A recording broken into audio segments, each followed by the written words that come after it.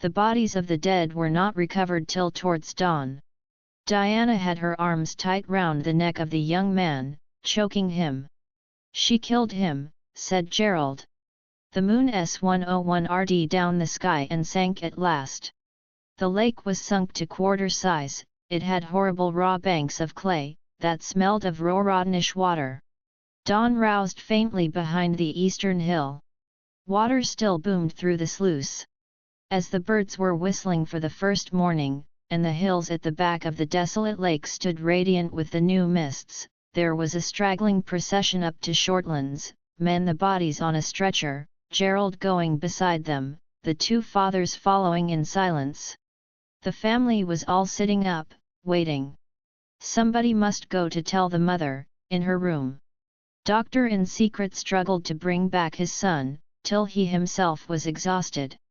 Over all the outlying district was a hush of dreadful excitement on that Sunday morning. The colliery people felt as if this catastrophe had happened directly to themselves. Indeed, they were more shocked and frightened than if their own men had been killed. Such a tragedy in Shortlands, the high home of the district. One of the young mistresses, persisting in dancing on the cabin roof of the launch, wilful young madam, drowned in the midst of the festival, with the young doctor.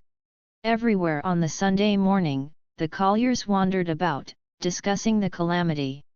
At all the Sunday dinners of the people, there seemed a strange presence. It was as if the angel of death were very near. There was a sense of the supernatural in the air. The men had excited, startled faces, the women looked solemn, some of them had been crying. The children enjoyed the excitement at first. There was an intensity in the air, almost magical. Did all enjoy it? Did all enjoy the thrill?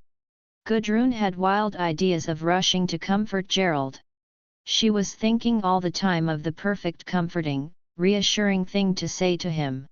She was shocked and frightened, but she put that away, thinking of how she should deport herself with Gerald, act her part.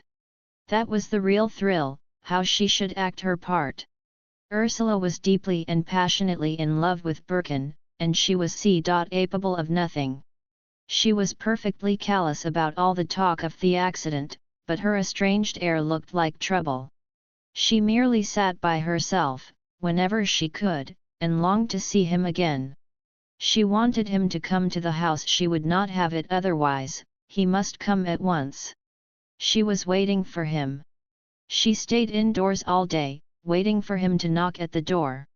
Every minute, she automatically at the window. He would there. Chapter 15. Sunday evening. As the day wore on, the lifeblood seemed to ebb away from Ursula, and within the emptiness a heavy despair gathered.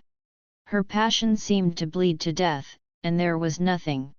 She sat suspended in a state of complete nullity, harder to than death. Unless something happens, she said to herself, in the perfect lucidity of final suffering, I shall die.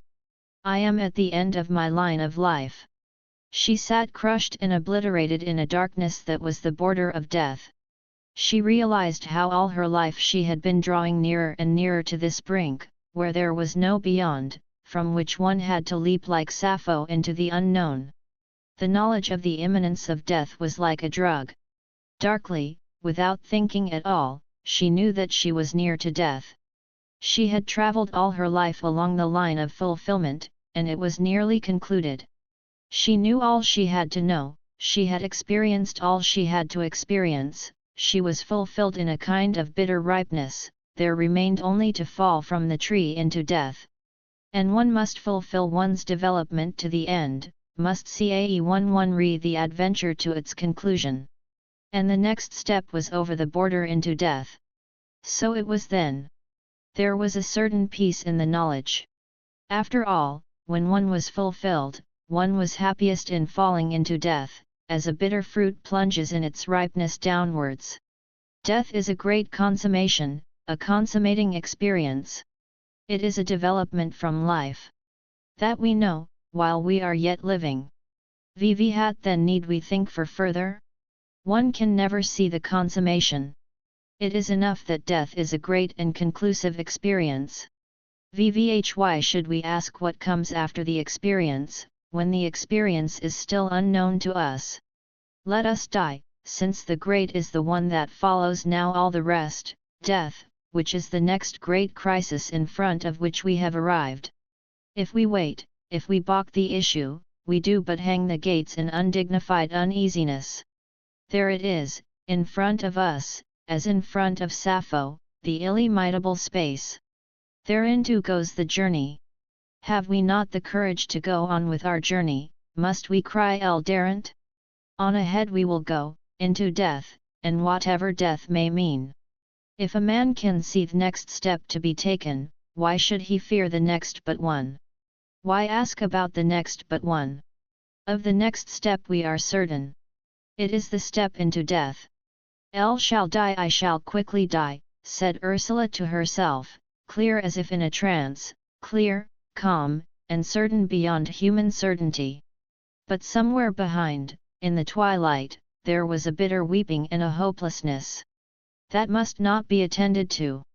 One must go where the unfaltering spirit goes, there must be no balking the issue, because of fear. No balking the issue, no listening to the lesser voices.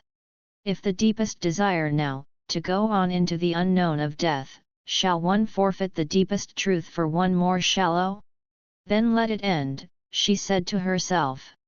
It was a decision. It was not a question of taking one's life. She would never kill herself, that was repulsive and violent. It was a question of the next step. And the next step led into the space of death. Did it, or was there?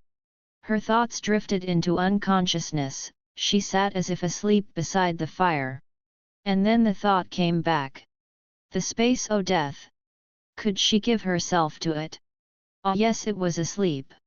She had had enough, so long she had held out, and resisted. Now was the time to relinquish, not to resist any more. In a kind of spiritual trance, she yielded, she gave way, and all was dark.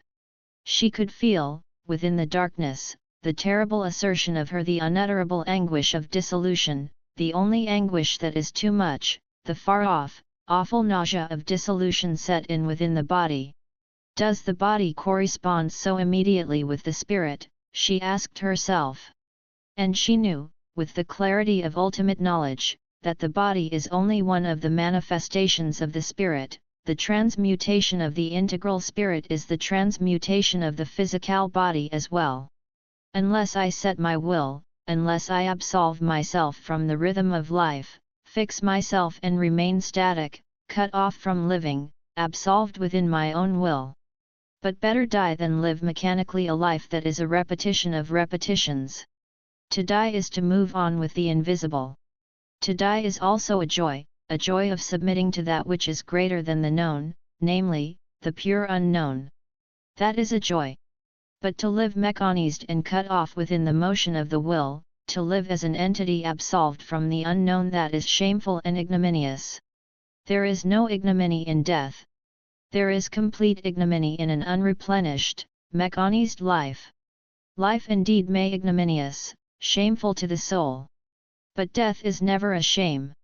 Death itself, like the illimitable space, is beyond our sullying. Tomorrow was Monday. Monday, the beginning of another school week. Another shameful, barren school week, mere routine and mechanical activity. Was not the adventure of death infinitely preferable? Was not death infinitely more lovely and noble than such a life? A life of barren routine, without inner meaning, without any real significance. How sordid life was, how it was a terrible shame to the soul, to live now. How much cleaner and more dignified to be dead. One could not bear any more of this shame of sordid routine and mechanical nullity. One might come to fruit in death. She had had enough. For where was life to be found? No flowers grow upon busy machinery, there is no sky to a routine, there is no space to a rotary motion. And all life was a rotary motion, mechanized, cut off from reality. There was nothing to look for from life, it was the same in all, countries and all peoples. Only White Tao was death. One could look out onto the great dark sky of death with elation, as one had looked out of the classroom window as a child, and seen perfect freedom in the outside. Now one was not a child, and one knew that the soul was a prisoner within this sordid vast edifice of life, and there was no escape, save in death. But what a joy! Vivi had a gladness to think that whatever humanity did, it could not seize hold of the kingdom of death, to nulli dolor that. The sea they turned into a murderous alley and a soiled road of commerce, disputed like the dirty land of a city every inch of it. The air they claimed TCX, shared it out to certain mvners, they trespassed in the air to fight for it. Everything was gone, walled in, with spikes on top of the walls, and one must ignominiously creep between the spiky walls through a labyrinth of life. But the great, dark, illimitable kingdom of death, their humanity was put to scorn. So much they could do upon earth, the multifarious little gods that they were. But the kingdom of death put them all to scorn, they dwindled into their true vulgar silliness in face of it. How beautiful, how grand and perfect death was, how good to look forward to. There one would wash off all the lies and ignominy and dirt that had been put upon one here, a perfect bath of cleanness and glad refreshment, and go unknown, unquestioned, unabased. After all, one was rich, if only in the promise of perfect death. It was a gladness above all, that this remained to look forward to, the pure inhuman otherness of death. VV11 Whatever life might be, it could not take away death, the inhuman transcendent death. Oh, let us ask no question of it, what it is or is not. To know is human, and in death we do not know, we are not human. And the joy of this compensates for all the bitterness of knowledge and the sordidness of our humanity. In death we shall not be human, and we shall not know. The promise of this is our heritage, we look forward like heirs to their majority. Ursula sat quite still and quite forgotten, alone by the fire in the drawing room. Children were playing in the kitchen, all the others were gone to church. And she was gone into the ultimate darkness of her own soul. She was startled by hearing the bell ring. Away in the kitchen, the children came scudding along the passage in delicious alarm. "Ursula, there's somebody." No. "Don't be silly," she replied. She too was startled, almost frightened. She dared hardly go to the door. Birkin stood on the threshold, his raincoat turned up to his ears. He had come now she was gone far away. She was aware of the rainy night behind him. "Oh, is it you?" she said. "I am glad you are at home," he said in a low voice, entering the house. "They are all gone to church." He took off his coat and hung it up. The children were peeping at him round the corner. "Go and get undressed now, Billy and Dora," said Ursula.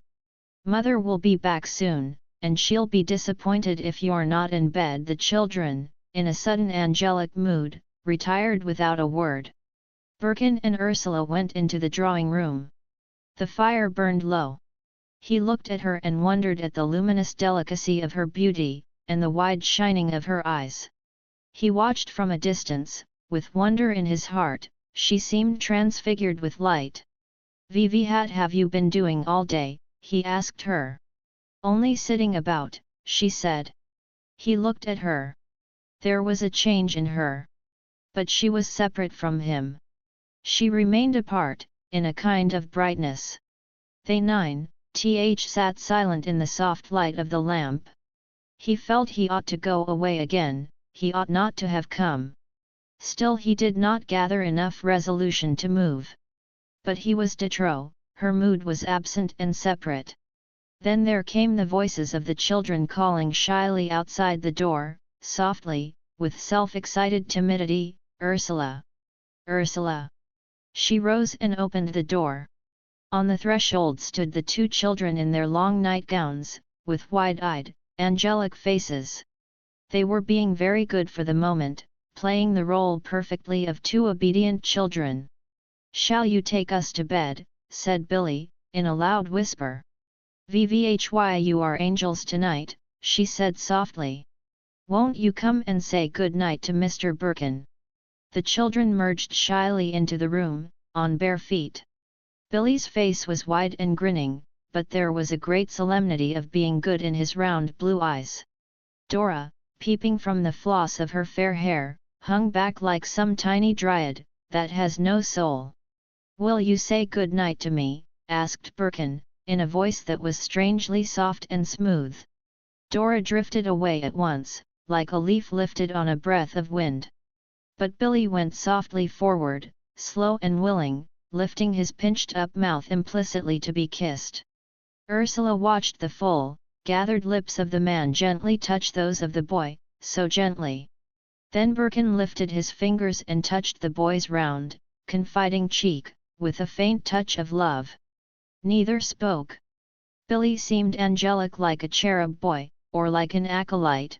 Birkin was a tall, grave angel looking down to him. Are you going to be kissed? Ursula broke in, aching to the little girl. But Dora edged away like a tiny dryad that will not be touched. Won't you say good night to Mr. Birkin? Go, he's waiting for you, said Ursula. But the girl-child only made a little motion away from him. Silly Dora, said Ursula. Birkin felt some mistrust and antagonism in the small child. He could not understand it. Come then, said Ursula. Let us go before mother comes. Hear us say our prayers, asked Billy anxiously. VV110 you like? Won't you? Yes, one will. Ursula. Well Billy.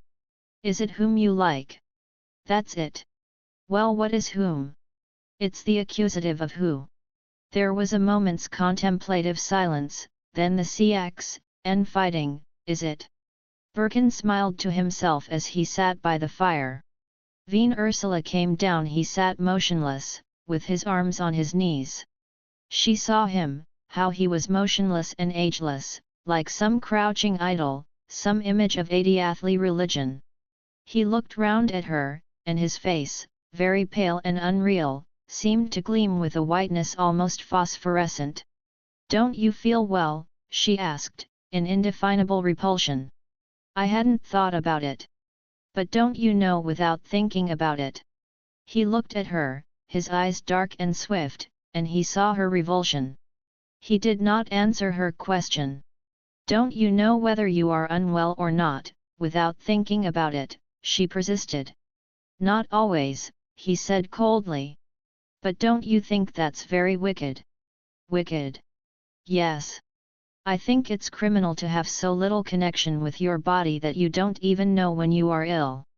He looked at her darkly. Yes, he said. Why don't you stay in bed when you are seedy? You look perfectly ghastly. Offensively so, he asked ironically.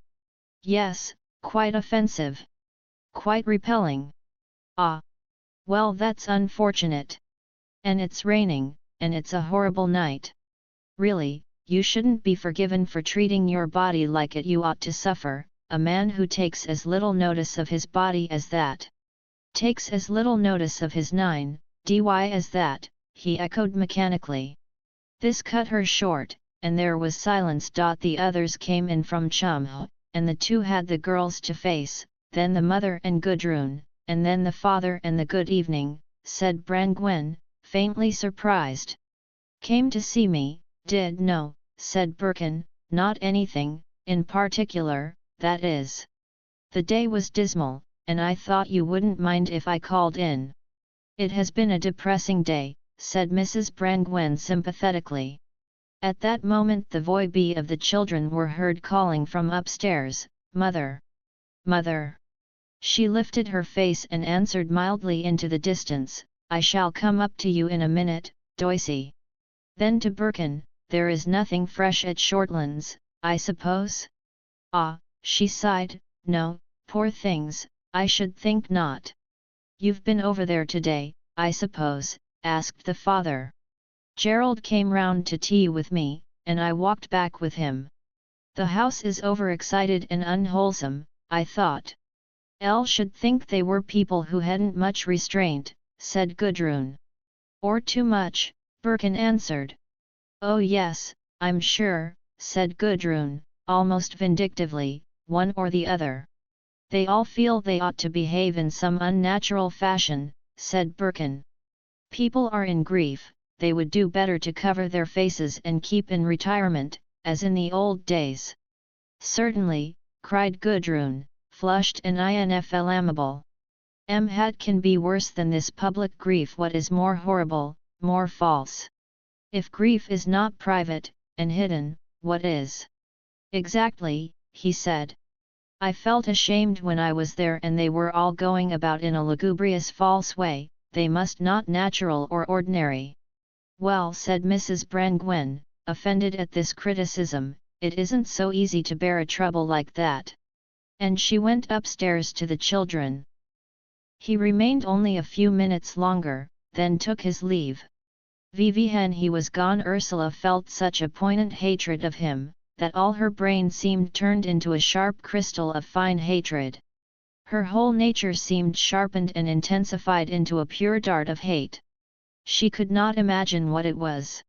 It merely took hold of her, the most poignant and ultimate hatred, pure and clear and beyond thought. She could not think of it at all, she was translated beyond herself. It was like a possession. She felt she was possessed. And for several days she went about possessed by this exquisite force of hatred against him. It surpassed anything she had ever known before, it seemed to throw her out of the world into some terrible region where nothing of her old life held good. She was quite lost and dazed, really dead to her own life. It was so completely incomprehensible and irrational. She did not know why she hated him, her hate was quite abstract. She had only realized with a shock that stunned her, that she was overcome by this pure transportation. He was the enemy, fine as a diamond, and as hard and jewel-like, the quintessence of all that was inimical. She thought of his face, white and purely tufted, and of his eyes that had such a dark, slant of assertion, and she touched her own forehead, to feel if she were mad, she was so transfigured in white flame of essential hate.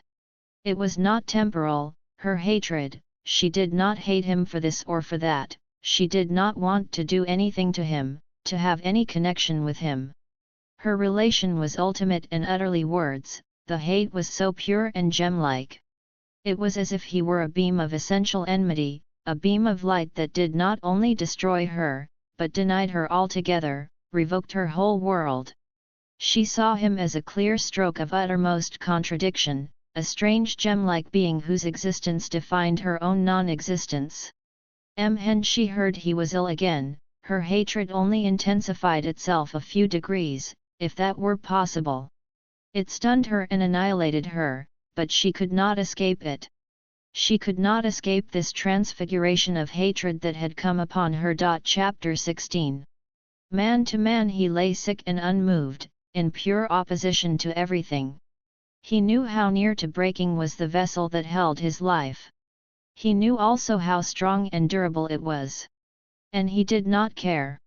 Better 1,000 times take one's chance with death, than accept a life one did not want. But best of all to persist and persist and persist forever, till one were satisfied in life.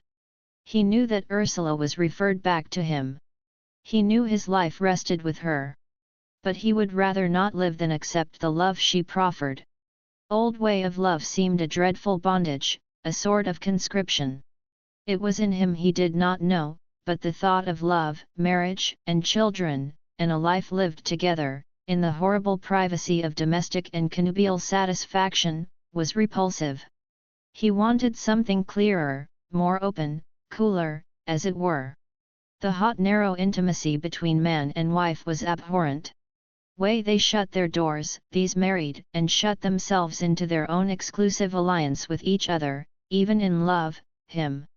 It was a whole community of mistrustful couples insulated in private houses or private rooms, always in couples, and no further life, no further immediate, no disinterested relationship admitted, a kaleidoscope of couples, disjoined, separatist, meaningless entities of married couples. True, he hated promiscuity even worse than marriage, and a liaison was only another kind of coupling, reactionary from the legal marriage. Reaction was a greater bore than action. On the whole, he hated sex, it was such a limitation. It was sex that turned a man into a broken half of a couple, the woman into the other broken half. And he wanted to be single in himself, the woman single in herself. He wanted sex to revert to the level of the other appetites, to be regarded as a functional process, not as a fulfillment. He believed in sex marriage. But beyond this, he wanted a further conjunction, where man had being and woman had two pure beings, each constituting the freedom of the other, balancing each other like two poles of one force, like two angels, or two demons. He wanted so much to be free, not under the compulsion of any need for unification, or tortured by unsatisfied desire. Desire and aspiration should find their object without all this torture, as now, in a world of plenty of water, simple thirst is inconsiderable, satisfied almost unconsciously. And he wanted to be with Ursula as free as with himself, single and clear and cool, yet balanced. 9. Larist with her. The merging, the clutching, the mingling of love was become madly abhorrent to him. But it seemed to him, woman was always so horrible and clutching, she had such a lust for possession, a greed of self-importance in love. She wanted to have, to own, to control, to dominate. Everything must be referred back to her, to woman, the great mother of everything, out of whom proceeded everything and to whom everything must finally be rendered up. It filled him with almost insane fury, this calm assumption of the Magna Mater, that all was hers, because she had borne it. Man was hers because she had borne him. A Mater Dolorosa, she had borne him, a Magna Mater, she now claimed him again, soul and lx, dy, sex, meaning, and all. He had a horror of the Magna Mater, she was detestable. She was on a very high horse again, was woman, the great mother. Did he not know it in Hermione? Hermione, the humble, the subservient, what was she all the while but the Mater Dolorosa, in her claiming with horrible, insidious arrogance and female tyranny, her own again, claiming back the man she had borne in suffering. By her very suffering and humility she bound her son with chains, she held him her everlasting prisoner. And Ursula was the same or the inverse.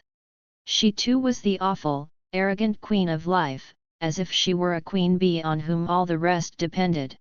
He saw the yellow flare in her eyes, he knew the unthinkable overweening assumption of primacy in her. She was unconscious of it herself. She was only too ready to knock her head on the ground before a man. But this was only when she was so certain of her man, that she could worship him as a woman worships her own infant, with a worship of perfect possession. It was intolerable, this possession at the hands of woman. Always a man must be considered as the broken-off fragment of a woman, and the sex was the still aching scar of the laceration. Man must be added on to a woman, before he had any real place or wholeness. And why? Should we consider ourselves, men and women, as broken fragments of one whole? It is not true. We are not broken fragments of one whole. Rather we are the singling away into purity and clear being, of things that were mixed. Rather the sex is that which remains in us of the mixed, the unresolved. And passion is the further separating of this mixture, that which is manly being taken into the being of the man, that which is womanly passing to the woman, till the two are clear and whole as angels, the admixture of sex in the highest sense surpassed, leaving two single beings constellated together like two stars. In the old age, sex was, we were mixed, each one a mixture. The process of singling into individuality resulted into the great nine, larisation of sex. The womanly drew to one side, the manly to the other. But the separation was imperfect even them. And so our world cycle passes. There is now to come the new day, when we are beings each of us, fulfilled in difference. The man is pure man, the woman pure woman, they are perfectly polarized. But there is no longer any of the horrible merging, mingling self-abnegation of love. There is only the pure duality of polarization, each one free from any contamination of the other. In each, the individual is primal, sex is subordinate, but perfectly nihilist. Each has a single, separate being, with its laws. The man has his pure freedom, the woman hers. Each acknowledges the perfection of the polarist sex circuit. Each admits the different nature in the other. So Birkin meditated whilst he was ill. He liked sometimes to be ill enough to take to his bed. For then he got very quickly, and things aimed to him clear and sure. He was laid up, Gerald came to see him. Two men had a deep, uneasy feeling for each other. Gerald's eyes were quick and restless, his whole manner tense and impatient, he seemed strung up to some activity. According to conventionality, he wore black clothes, he looked formal, handsome, and comme-il-faut. His hair was fair almost to whiteness, sharp like splinters of light, his face was keen and ruddy, his body seemed full of northern energy. Gerald really loved Birkin, though he never quite believed in him. Birkin was too whimsical, wonderful, but not practical enough. Gerald felt that his own understanding was much sounder and safer. Birkin was delightful, a wonderful spirit, but after all, not to be taken seriously, not quite to be counted as a man among men. "Are you laid up again?" he asked kindly, taking the sick man's hand. It was always Gerald who was protective, offering the warm shelter of his physical strength. "For my sins, I suppose," Birkin said, smiling a little ironically. "For your sins?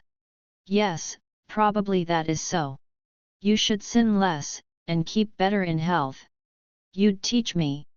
He looked at Gerald with ironic eyes. "How are things with you?" asked Birkin. "With me?" Gerald looked at Birkin, saw he was serious, and a warm light came into his eyes. "I don't know that they're any different. I don't see how they could be. There's nothing to change. I suppose you are conducting the business as successfully as ever, and ignoring the demand of the soul." "That's it," said Gerald. "At least as far as the business is concerned. ICX, oldn't say about the soul, it am sure." "No, surely you don't expect me to," laughed Gerald. "No. How are the rest of your affairs progressing, apart from the business?" "The rest of my affairs? What are those?" "I couldn't say, I don't know what you refer to." "Yes, you do," said Birkin. "Are you gloomy or cheerful? And what about Gudrun Brandgren? Vivi had about her." A confused look came over Gerald. "Well," he added, "I don't know. I can only tell you she gave me a hit over the face last time I saw her." "A hit over the face? For that I couldn't tell you, either." "Really? But when?" "The night of the party when Diana was drowned. She was driving the cattle up the hill, and I went after her, you remember?" "Yes, I remember. But what made her do that? You didn't definitely ask her for it, I suppose?" "No, not that I know of. I merely said to her, that it was dangerous to drive those Highland bullocks as it is. She turned in such a way, and suppose you think I'm afraid of you and your cattle, don't you? So I asked her why, and for answer she flung me a backhander at the face." Birkin laughed quickly, as if it pleased him. Gerald looked at him, wondering, and began to laugh as well, saying, "I didn't laugh at the time, I assure you. I was never so taken aback in my life." "And weren't you furious?" "Furious? I should think I was. I'd have murdered her for 2 pins." Ejaculated Birkin. "Poor Gudrun, wouldn't she suffer afterwards for having given herself away?" He was hugely delighted. "Would she suffer?" asked Gerald, also amused now. Both men smiled in malice and amusement. "Badly, I should think, seeing how self-conscious she is. She is self-conscious, is she? Then what made her do it? For I certainly think it was quite uncalled for, and quite unjustified. I suppose it was a sudden impulse, yes, but how do you account for her having such an impulse? I'd done her no harm. Birkin shook his head. The Amazon suddenly came up in her, I suppose, he said. Well, replied Gerald, I'd rather it had been the Orinoco. They both laughed at the poor joke. Gerald was thinking how Gudrun had said she would strike the last blow too. But some reserve made him keep this back from Birkin. And you resent it? Birkin asked. I don't resent it. I don't care a tinker's curse about it. He was silent a moment, then he added, laughing. No, I'm see it through, that's all. She seemed sorry afterwards. Did she? You've not met since that night? Gerald's face clouded. No, he said. We've been, you can imagine how it's been, since the accident. Yes. Is it calming down? I don't know. It's a shock, of course. But I don't believe Mother minds. Really don't believe she takes any notice. And what's so funny, she used to be all for the children, nothing mattered, nothing whatever mattered but the children. And now, she doesn't take any more notice than if it was one of the servants. No? Did it upset you very much? It's a shock. But I don't feel it very much, really. I don't feel any different. We've all got to die, and it doesn't seem to make any great difference, anyhow, whether you die or not. I can't feel any grief, you know. It leaves me cold. I can't quite account for it. You don't care if you die or not? Asked Birkin. Gerald looked at him with eyes blue as the blue-fibered steel of a weapon. He felt awkward, but indifferent. As a matter of fact, he did care terribly, a great fear. Oh, he said, Elle don't want to die, why should Elle? But I never trouble. Question doesn't seem to be on the carpet for me at all. It doesn't interest me, you know. Timor mortis conturbat me, quoted Birkin, adding no, death doesn't really seem the point anymore. It curiously doesn't concern one. It's like an ordinary tomorrow. Gerald looked closely at his friend. The eyes of the men met, and an unspoken understanding was exchanged. Gerald narrowed his eyes, his face was cool and unscrupulous as he looked at Birkin, impersonally, with a vision that ended in a 9int in space, strangely keen-eyed and yet blind. If death isn't the point, he said, in a strangely abstract, cold, fine voice, what is? He sounded as if he had been found out. Vivi hat is, re-echoed Birkin. And there was a mocking silence. There's long way to go, after the point of intrinsic death, before we disappear, said Birkin. There is, said Gerald. But what sort of way? He seemed to press the other man for knowledge which he himself knew far than Birkin did. Right down the slopes of degeneration, mystic, universal degeneration. There are many stages of pure degradation to go through, long. We live on long after our death, and progressively, in progressive devolution. Gerald listened with a faint, fine smile on his face, all the time, as if, somewhere, he knew so much than Birkin, all about this, as if his own knowledge were direct and personal, whereas Birkin's was a matter of observation and inference, not quite hitting the nail on the head though aiming near enough at it. But he was not going to give himself away. If Birkin could get at the secrets, let him. Gerald would never help him. Gerald would be a dark horse to the end. Of course, he said, with a startling change of conversation, it is father who really feels it. It will finish him. For him the world collapses. All his care now is for Winnie. He must save Winnie. He says she ought to send away to school, but she won't hear of it, and hem never do it. Of course she is in rather a queer way. We're all of us curiously bad at living. We can do things but we can't get on with life at all. It's curious, a family failing. She oughtn't to be sent away to, said Birkin, who was considering a new proposition. She oughtn't. Vvhy. She's a queer child, a special child, more special even than you. And in my opinion special children should never be sent away to school. Only moderately ordinary children should sent to school, so it seems to I'm inclined to think just the opposite. I think it would probably make her more normal if she went away and mixed with other children. She wouldn't mix, you see. You never really mixed, did you? And she wouldn't be willing even to pretend to. She's proud and solitary and naturally apart. If she has a single nature, why do you want to make her gregarious? No, I don't want to make her anything. But I think school would be good for her. Was it good for you? Gerald's eyes narrowed uglily. School had tortured to him. Yet he had not questioned whether one should go thrx, ugh, this torture. He seemed to an education through subjection and torment. I hated it at the time, but I can see it was necessary, he said. It brought me into line a bit, and you can't live unless you do come into line somewhere. Well, said Birkin, I begin to think that you can't live unless you keep entirely out of the line. It's no good trying to toe the line, when your one impulse is to smash up the line. Winnie is a special nature, and for special natures you must give a special world. Yes, but where's your special world, said Gerald. Make it. Instead of chopping yourself down to fit the world, chop the world down to fit yourself. As a matter of fact, two exceptional people make another world. You and I, we make another, separate world. You don't want a world same as your brothers-in-law.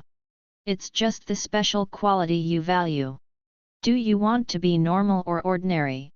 It's a lie. You want to be free and extraordinary, in an extraordinary world of liberty.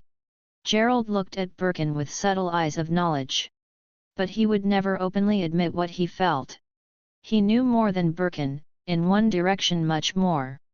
And this gave him his gentle love for the other man, as if Birkin were in some way young, innocent, childlike, so amazingly clever, but incurably innocent. Yet you are so banal as to consider me chiefly a freak, said Birkin pointedly. A freak, exclaimed Gerald, startled. And his suddenly, as if lighted with simplicity, as when a flower opens out of the cunning bud. No, I never consider you a freak. And he watched the other man with strange eyes, that Birkin not understand. I'll feel, Gerald continued, that there is always an element of uncertainty about you. Perhaps you are uncertain yourself. But I'm never sure of you. You can go away and change as easily as if you had no soul. He looked at Birkin with penetrating eyes. Birkin was amazed. He thought he had all the soul in the world. He stared in amazement. And Gerald, watching, saw the amazing attractive of his eyes, a young, spontaneous goodness that attracted the other man infinitely, yet filled him with bitter chagrin, because he mistrusted it so much. He knew Birkin could do without him, could forget, and not suffer. This was always present in Gerald's consciousness, filling him with bitter unbelief, this consciousness of the young, animal-like spontaneity of detachment. It seemed almost like hypocrisy and lying, sometimes, oh, often, on Birkin's part, to talk so deeply and importantly. Quite other things were going through Birkin's mind. Suddenly he saw himself confronted with another problem, the problem of love and eternal conjunction between two men. Of course this was necessary. It had been a necessity inside himself all his life to love a man purely and fully. Of course he had been loving Gerald all along, and all along denying it. He lay in the bed and wondered, whilst his friend sat him, lost in brooding. Each man was gone in his 0mm thoughts. You know how the old German knights used to swear a Blutbruderska_ft, he said to Gerald, with quite a new happy activity in his eyes. Make a little wound in their arms, and rub each other's blood into the cut, said Gerald. Yes, and swear to be true to each other, of one blood, all their lives. That is what we ought to do. No wounds, that is obsolete. But we ought to swear to love each other, you and I, implicitly, and perfectly, finally, without any possibility of going back on it. He looked at Gerald with clear, happy eyes of discovery. Gerald looked down at him, attracted, so deeply bondaged in fascinated attraction, that he was mistrustful, resenting the bondage, hating the attraction. "We will swear to each other, one day, shall we?" pleaded Birkin. "We swear to stand by each other, be true to each other, ultimately infallibly given to each other, organically without possibility of taking back." Birkin sought hard to express himself. But Gerald hardly listened. His face shone with a certain luminous pleasure. He was pleased. But he kept his reserve. He held himself back. "Shall we swear to each other, one day?" said Birkin, putting out his hand towards Gerald. Gerald just touched the extended fine, living hand, as if withheld and afraid. "We'll leave it till I understand it better," he said, in a voice of excuse. Birkin watched him. A little sharp disappointment, perhaps a touch of contempt, came into his heart. "Yes," he said. "You must tell me what you think, later. You know what I mean? Not sloppy emotionalism. An impersonal union that leaves one free." They lapsed both into silence. Birkin was looking at Gerald all the time. He seemed now to see, not the physical, animal man, which he usually saw in Gerald, and which usually he liked so much, but the man himself, complete, and as if fated, doomed, limited.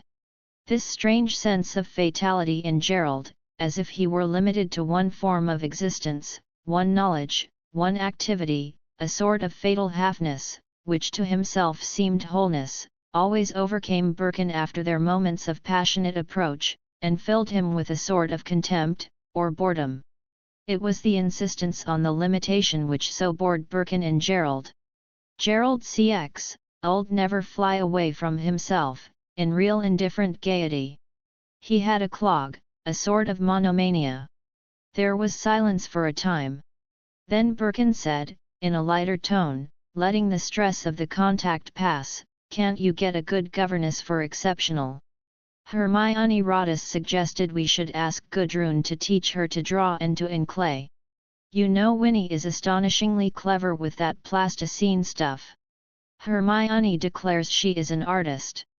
Gerald spoke in the usual animated, chatty manner, as if nothing unusual had passed. But Birkin's manner was full of reminder. "Really? I didn't know that. Oh well then, if Gudrun would teach her, it would be perfect. Couldn't be anything better if Winifred is an artist. Because Gudrun somewhere is one. And every true artist is the salvation of every other. I thought they got on so badly, as a rule." "Perhaps. But only artists for each other, the world that is fit to live in. If you can arrange that for Winifred, it is perfect. But you think she wouldn't come?" "I don't know. Gudrun is rather self-opinionated. She won't go cheap anywhere. Or if she does, she'll pretty soon take herself back. So whether she would condescend to do private teaching, particularly here, in Beldover, I don't know. But it would be just the thing. Winifred has got a special nature. And if you can put into her way the means of self-sufficient, that is the best thing possible. She'll never get on with the ordinary life. You find it difficult enough yourself, and she is several skins thinner than you are. It is awful to think what her life will be like unless she does find a means of expression, some way of fulfillment.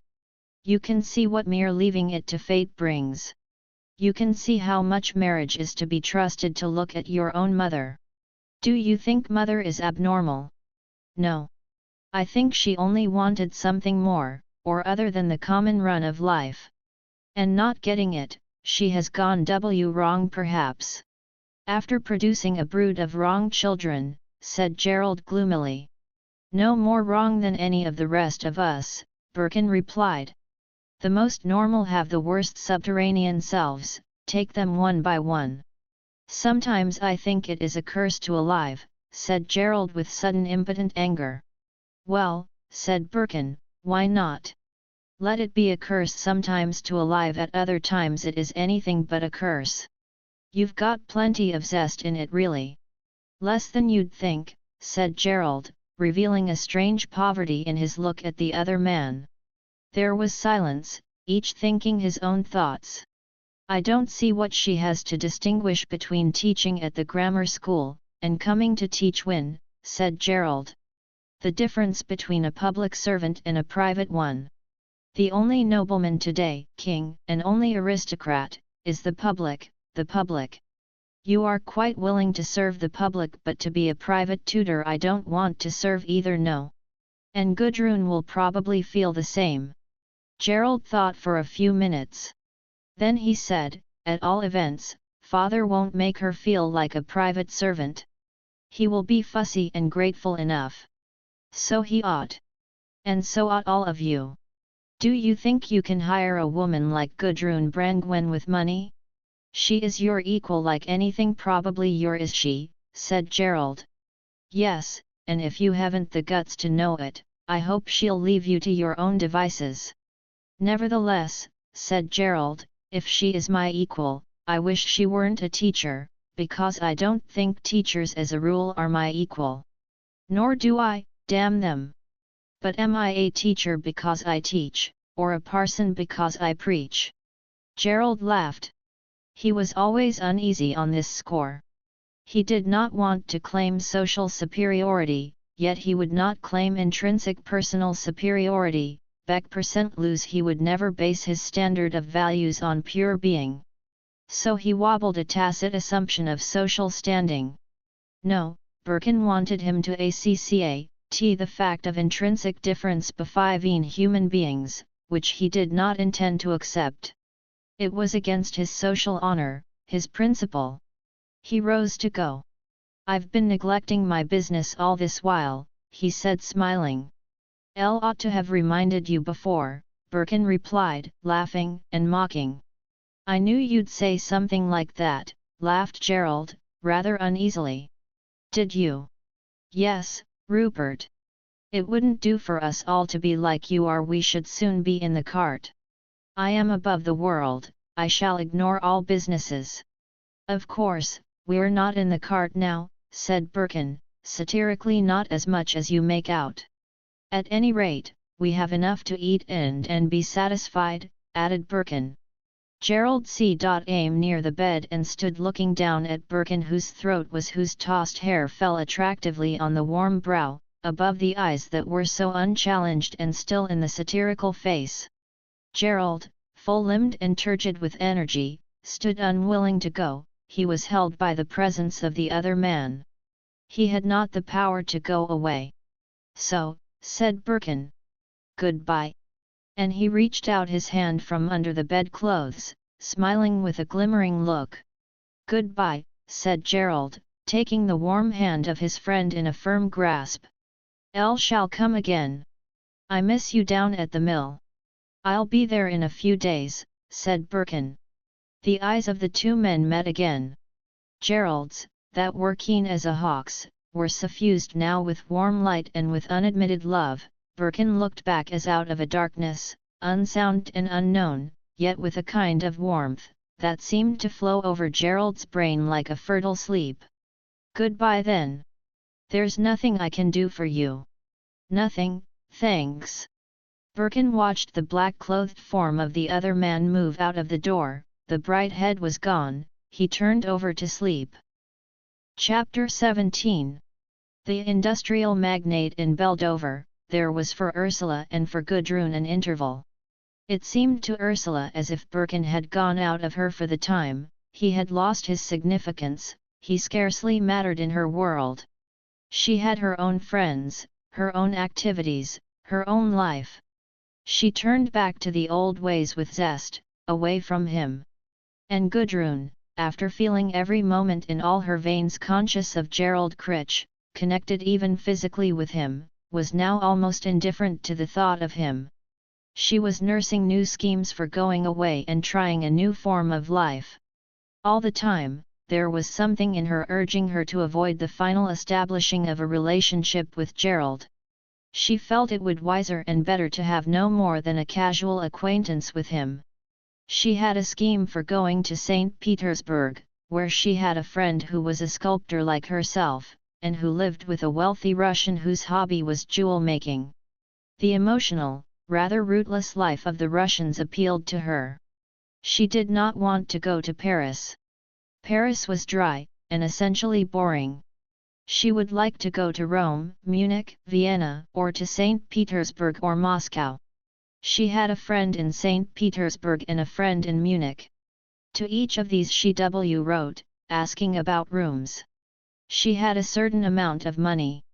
She had come home partly to save, and now she had sold several piece of work. She had been praised in various shows. She knew she could become quite the go if she went to London. But she knew London, she wanted something else. She had £70, of which nobody knew anything. She would move soon as she heard from her friends. Her nature, in spite of her apparent placidity and calm, was profoundly restless. The sisters happened to call in a cottage in Willey Green to buy honey.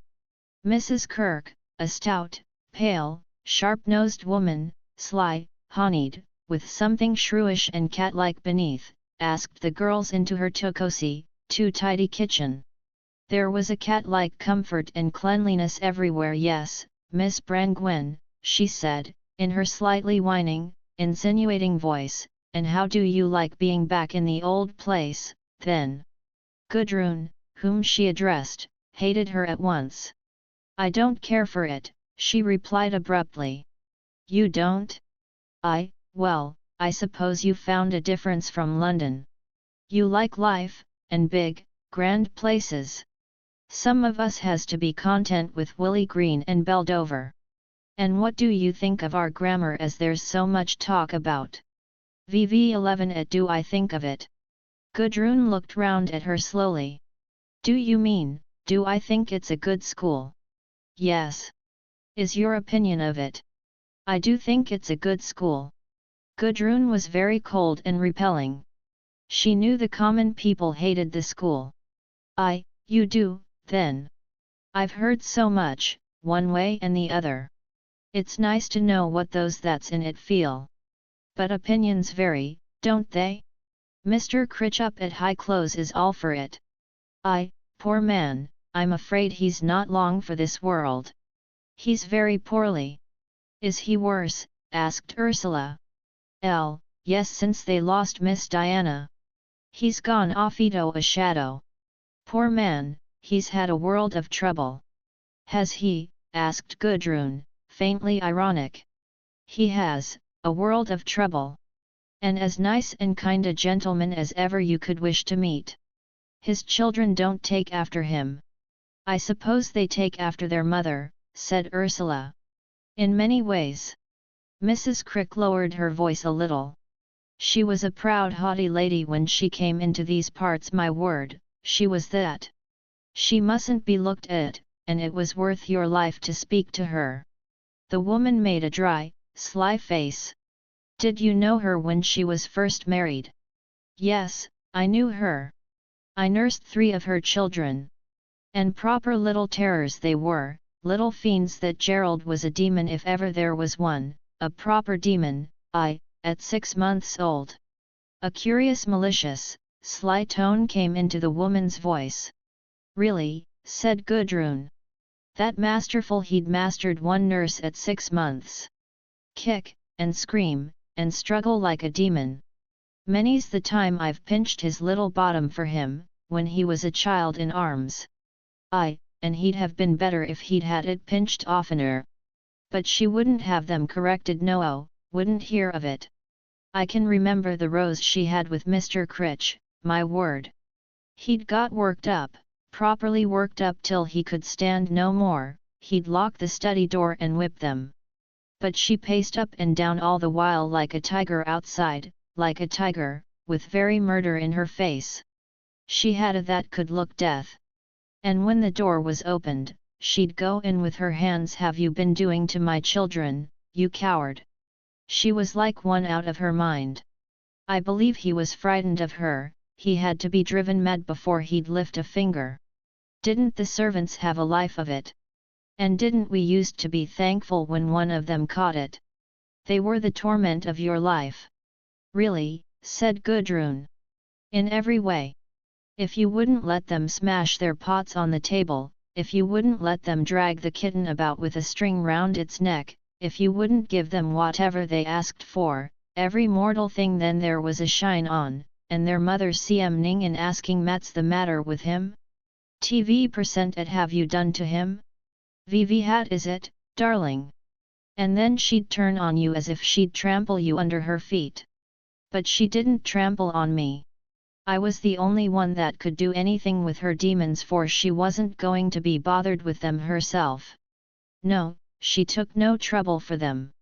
But they must just have their way, they mustn't be SLX, Ken too. And Master Gerald was the beauty. I left when he was 1.5 years, I could stand no more. But I pinched his little bottom for him when he was in arms, I did, when there was no holding him, and I'm not sorry I did. Gudrun went away in fury and loathing. The phrase, I pinched his little bottom for him, sent her into a white, stony fury. She could not bear it, she wanted to have the woman taken out at once and strangled. And yet there the phrase was lodged in her mind forever, beyond escape. She felt, one day, she would have to tell him, to see how he took it. And she loathed herself for the thought. But at Shortlands the lifelong was CMing to a close. The father was ill and was going to die. He had bad internal pains, which took away all his attentive life, and left him with only a vestige of his consciousness. More and more a silence came over him, he was less and less acutely aware of his surroundings.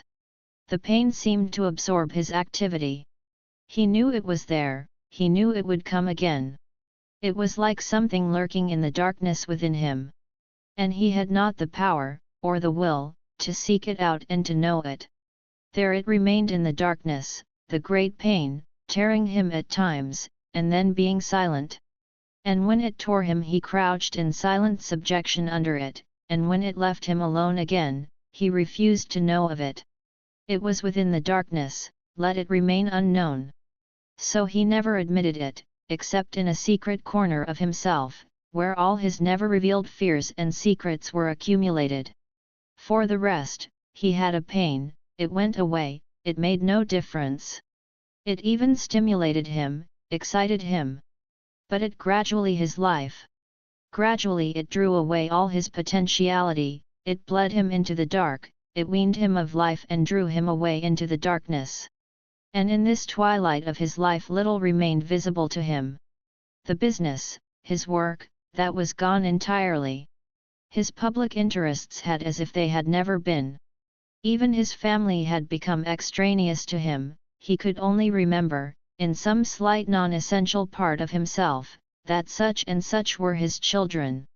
But it was historical fact, not vital to him. He had to make an effort to know their relation to him. Even his wife barely existed. She indeed was like the darkness, like the pain within him. By some strange association, the darkness that contained the pain and the darkness that contained his wife were identical.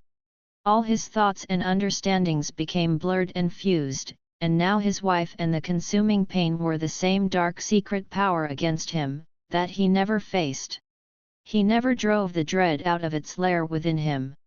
He only knew that there was a dark place, and something inhabiting this darkness which issued from time to time and rent him. But he dared not penetrate and drive the beast into the open. He had rather ignore its existence. Only, in his vague way, the dread was his wife, the destroyer, and it was the pain, the destruction, a darkness which was one and nth. He very rarely saw his wife. She kept her room. Only occasionally she came forth, with her head stretched forward, and in her low, possessed voice, she asked him how he was. And he answered her, in the habit of more than 30 years, "Well, I don't think I'm any the worse, dear." But he was frightened of her, underneath this safeguard of habit, frightened almost to the verge of death. But all his life, he had been so CX, and stand to his lights, he had never broken down. He would die even now without breaking down, without knowing what his were, towards her. All his life, he had said, poor Christiana, she has such a strong temper. With unbroken he had stood by this position with regard to her, he had substituted pity for all his hostility, pity had been his shield and his safeguard, and his infallible weapon. And still, in his consciousness, he was sorry for her, her nature was so violent and so impatient. But now his pity, with his life, was wearing thin, and the dread almost amounting to horror, was rising into but before the armor of his pity really broke, he would die, as an insect when its shell is cracked. Was his final others would live on, and know the living death, the ensuing process of hopeless chaos. He would not. He denied death its victory. He had been so constant to his lights, so constant to charity, and to his love for his neighbor. Perhaps he had loved his neighbor even better than himself, which is going one further than the commandment. Always, this flame had burned in his heart, sustaining him through everything, the welfare of the people. He was a large employer of labor, he was a great mine owner. And he had never lost this from his heart, that in Christ he was one with his workmen. Nay, he had felt inferior to them, as if they through poverty and labor were nearer to God than he. He had always the unacknowledged belief, that it was his workmen, the miners, who held in their hands the means of salvation. To move nearer to God, he must move towards his miners, his life must gravitate towards theirs. They were, unconsciously, his idol, his God made manifest. In them he worshipped the highest, the great, sympathetic, mindless Godhead of humanity. And all the while, his wife had opposed him like one of the great demons of hell. Strange, like a bird of prey, with the fascinating beauty and abstraction of a hawk, she had beat against the bars of his philanthropy, and like a hawk in a cage, she had sunk into silence. By force of because all the world cm bind to make the unbreakable, he had been too strong for her, he had kept her prisoner. And she was his prisoner, his passion for her had always remained keen as death. He had always loved her with intensity. Within the cage, she was denied nothing, she was given all license. But she had gone almost mad. Of wild and overweening temper, she not bear the humiliation of her husband's soft, half-appealing kindness to everybody. He was not deceived by the poor. He knew they came and sponged on him, and whined to him, the worst sort, the majority, luckily for him, were much too to ask for anything, much too independent to come knocking at his door. But in Beldover, as everywhere else, there were the whining, parasitic, foul human beings who come crawling after charity, and feeding on the living body of the public like lice. A kind of fire would go over Christiana Critch's brain, as she saw two more creeping women in objectionable black clothes, cringing lugubriously up the drive to the door. She wanted to set the dogs on them, high rip, high ring, ranger. At boys, set off. But Crowther, the butler, with all the rest of the servants, was Mr. Critch's man. Nevertheless, when her husband was away, she would come down like a wolf on the crawling supplicants. VV11 at do you people want? There is nothing for you here. You have no business on the drive at all. Simpson, drive them away and let no more of them through the gate. The servants had to obey her. And she would stand watching with an eye like the eagle's, whilst the groom in clumsy confusion drove the lugubrious persons down the drive, as if they were rusty fowls, scuttling before him. But they learned to know, from the lodge-keeper, when Mrs. Critch was away, and they timed their visits. How many times, in the first years, would Crowther knock softly at the door, "Person to see you, sir." Name. Grocott, sir. Mat do they want? The question was half impatient, half gratified. He liked hearing appeals to his charity. About a child, sir. Show them into the library, and tell them they shouldn't come after 11 o'clock in the morning. Do you get up from dinner? Send them off, his wife would say abruptly. Oh, I can't do that. It's no trouble just to hear what they have to say. How many more have been here today? VVH, why don't you establish open house for them? They would soon oust me and the children. You know, dear, it doesn't hurt me to hear what they have to say. And if they really are in trouble, well, it is my duty to help them out of it. It's your duty to invite all the rats in the world to gnaw at your ness. Come, Christiana, it isn't like that. Don't be uncharitable. But she suddenly swept out of the room, and out to the study. There sat the meager charity seekers, looking as if they were at the doctor's. Mr. Critch can't see you. He can't see you at this hour. Do you think he is your property, that you can come whenever you like? You must go away, there is nothing for you here. The poor people rose in confusion. But Mr. Critch, pale and black-bearded and deprecating, came behind her, saying, Yes, I don't like you coming as late as this. I'll hear any of you in the morning part of the day, but I can't really do with you after. What's amiss then, kittens? How is your missus? VVHY, she's sunk very low, Mr. Critch, she's a'most gone. She is sometimes. It seemed to Mrs. Critch as if her husband were some subtle funeral bird, feeding on the miseries of the people. It seemed to her he was never satisfied unless there was some sordid tale being poured out to him, which he drank in with a sort of mournful, sympathetic satisfaction. He would have no raison d'etre if there were no lugubrious miseries in the world, as an undertaker would have no meaning if there were no funerals. Mrs. Critch recoiled back upon herself. She recoiled away from this world of creeping democracy.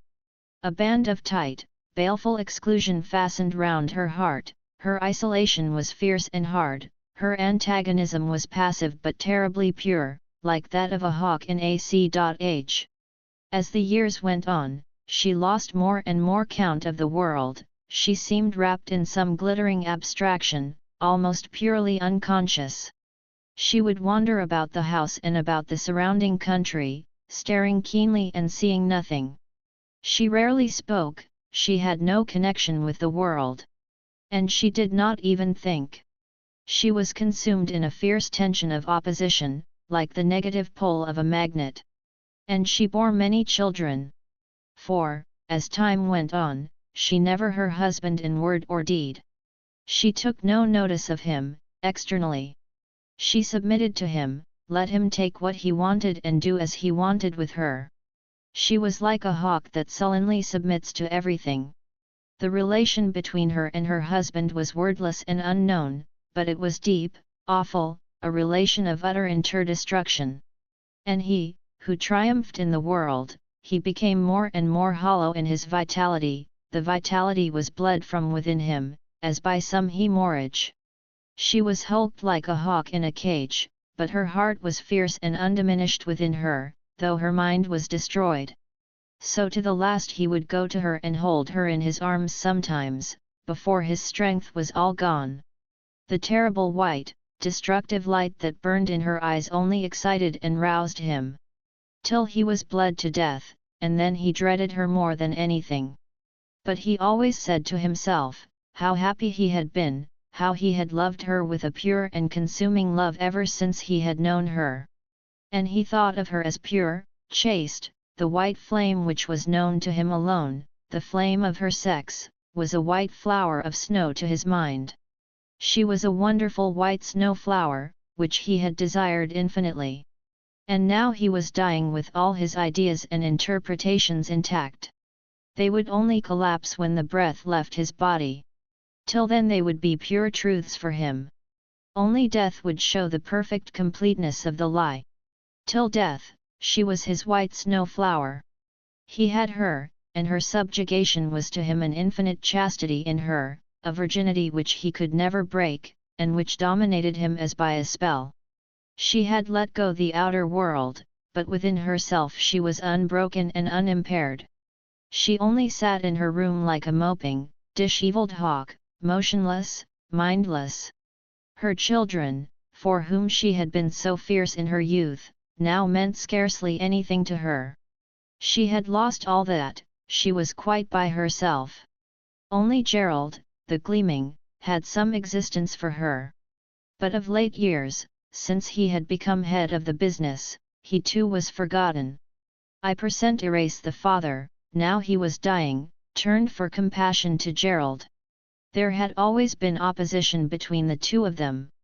Gerald had feared and despised his father, and to a great extent had avoided him all through boyhood and young manhood. And the father had felt very often a real dislike of his eldest son, which, never wanting to give way to, he had to acknowledge. He had ignored Gerald as much as possible, leaving him alone.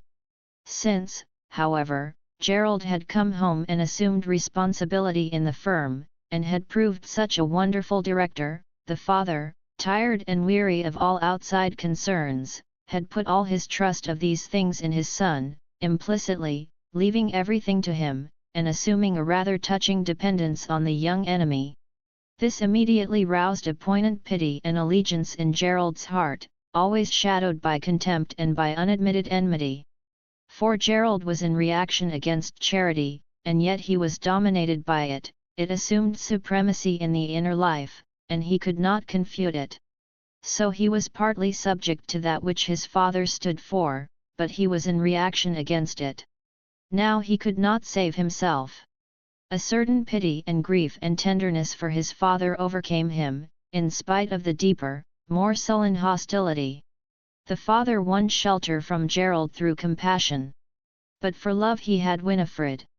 She was his youngest child, she was the only one of his children whom he had ever closely loved. And her he loved with all the great, overweening, sheltering love of a dying man. He wanted to shelter her infinitely, infinitely, to wrap her in warmth and love and shelter, perfectly.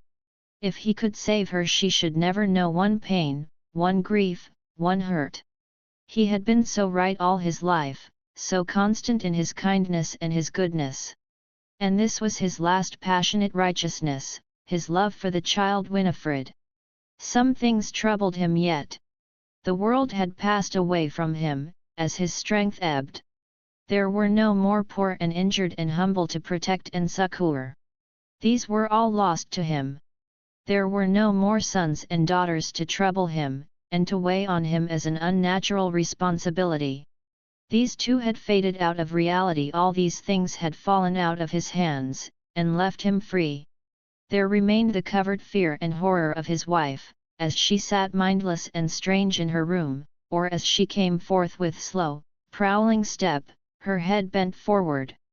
But this he put away. Even his lifelong righteousness, however, would not quite deliver him from the inner horror. Still, he could keep it sufficiently at bay. It would never break forth openly. Death would come first. Then there was Winifred. If only he could be sure about her, if only he could be sure. Since the death of Diana, and the development of his illness, his craving for surety with regard to Winifred amounted almost to obsession. It was as if, even dying, he must have some anxiety, some responsibility of love, of charity, upon his heart. She was an odd, sensitive, inflammable child, having her father's dark hair and quiet bearing, but being quite detached, momentaneous. She was like a changeling indeed, as if her feelings did not matter to her, really.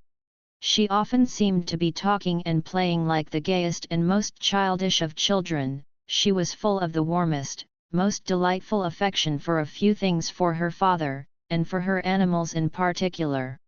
But if she heard that her kitten Leo had been run over by the motor car, she put her head on one side, and replied, with a faint contraction like resentment on her face, "Has he?" Then she took no more notice. She only disliked the servant who would force bad news on her, and wanted her to be sorry. She wished not to know, and that seemed her chief motive.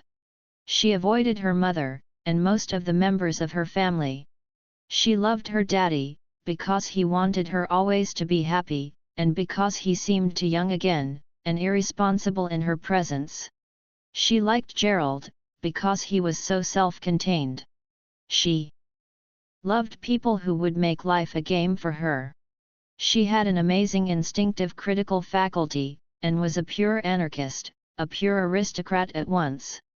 For she accepted her equals wherever she found them, and she ignored with blithe indifference her inferiors, whether they were her brothers and sisters, or whether they were wealthy guests of the house, or whether they were the common people or the servants. She was quite single and by herself, deriving from nobody. It was as if she were cut off from all or continuity, and existed simply moment by moment. The father, as by some strange final illusion, felt as if all his fate depended on his ensuring to her happiness. She who could never suffer, because she never formed vital connections, she who could lose the dearest things of her life and be just the same the next day, the whole memory dropped out, as if deliberately, she whose will was so strangely and easily free, anarchistic, almost nihilistic, who like a soulless bird flits on its own will, without attachment or responsibility beyond the moment, who in her every motion snapped the threads of serious relationship with blithe, free hands, really nihilistic, because never troubled, she must be the object of her father's final passionate solicitude. Mr. Critch heard that Gudrun Brangwen might come to help Winifred with her drawing and modelling. He saw a road to salvation for his child. He believed that Winifred had talent, he had seen Gudrun, he knew that she was an exceptional person. He could give Winifred into her hands as into the hands of a right being. Here was a direction and a positive force to be lent to his child, he need not leave her directionless and defenseless. If he could but graft the girl onto some tree of utterance before he died, he would have fulfilled his responsibility. And here it could be done. He did not hesitate to Gudrun. Meanwhile, as the father drifted more and more out of life, Gerald experienced more and more a sense of EVZ sure his father after all had stood for the living world to him. V% ilst his father lived. Gerald was not responsible for the world. But now his father was passing away, Gerald found himself left exposed and unready before the storm of living, like the mutinous first mate of a ship that has lost his captain, and who sees only a terrible chaos in front of him. He did not inherit an established order and a living idea. The whole unifying idea of mankind seemed to dying with his father, the centralizing force that had held the whole together seemed to collapse with his father, the parts were ready to go asunder in terrible disintegration. Gerald was as if left on each sword of a ship that was going asunder beneath his feet. He was in charge of a vessel whose were all coming apart. He knew that all his life he had been wrenching at the frame of life to break it apart. And now, with something of the terror of a destructive child, he saw himself on the point of inheriting his own destruction.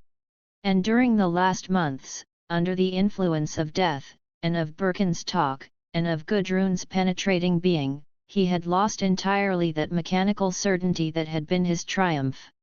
Sometimes spasms of hatred came over him, against Birkin and Gudrun and that whole set.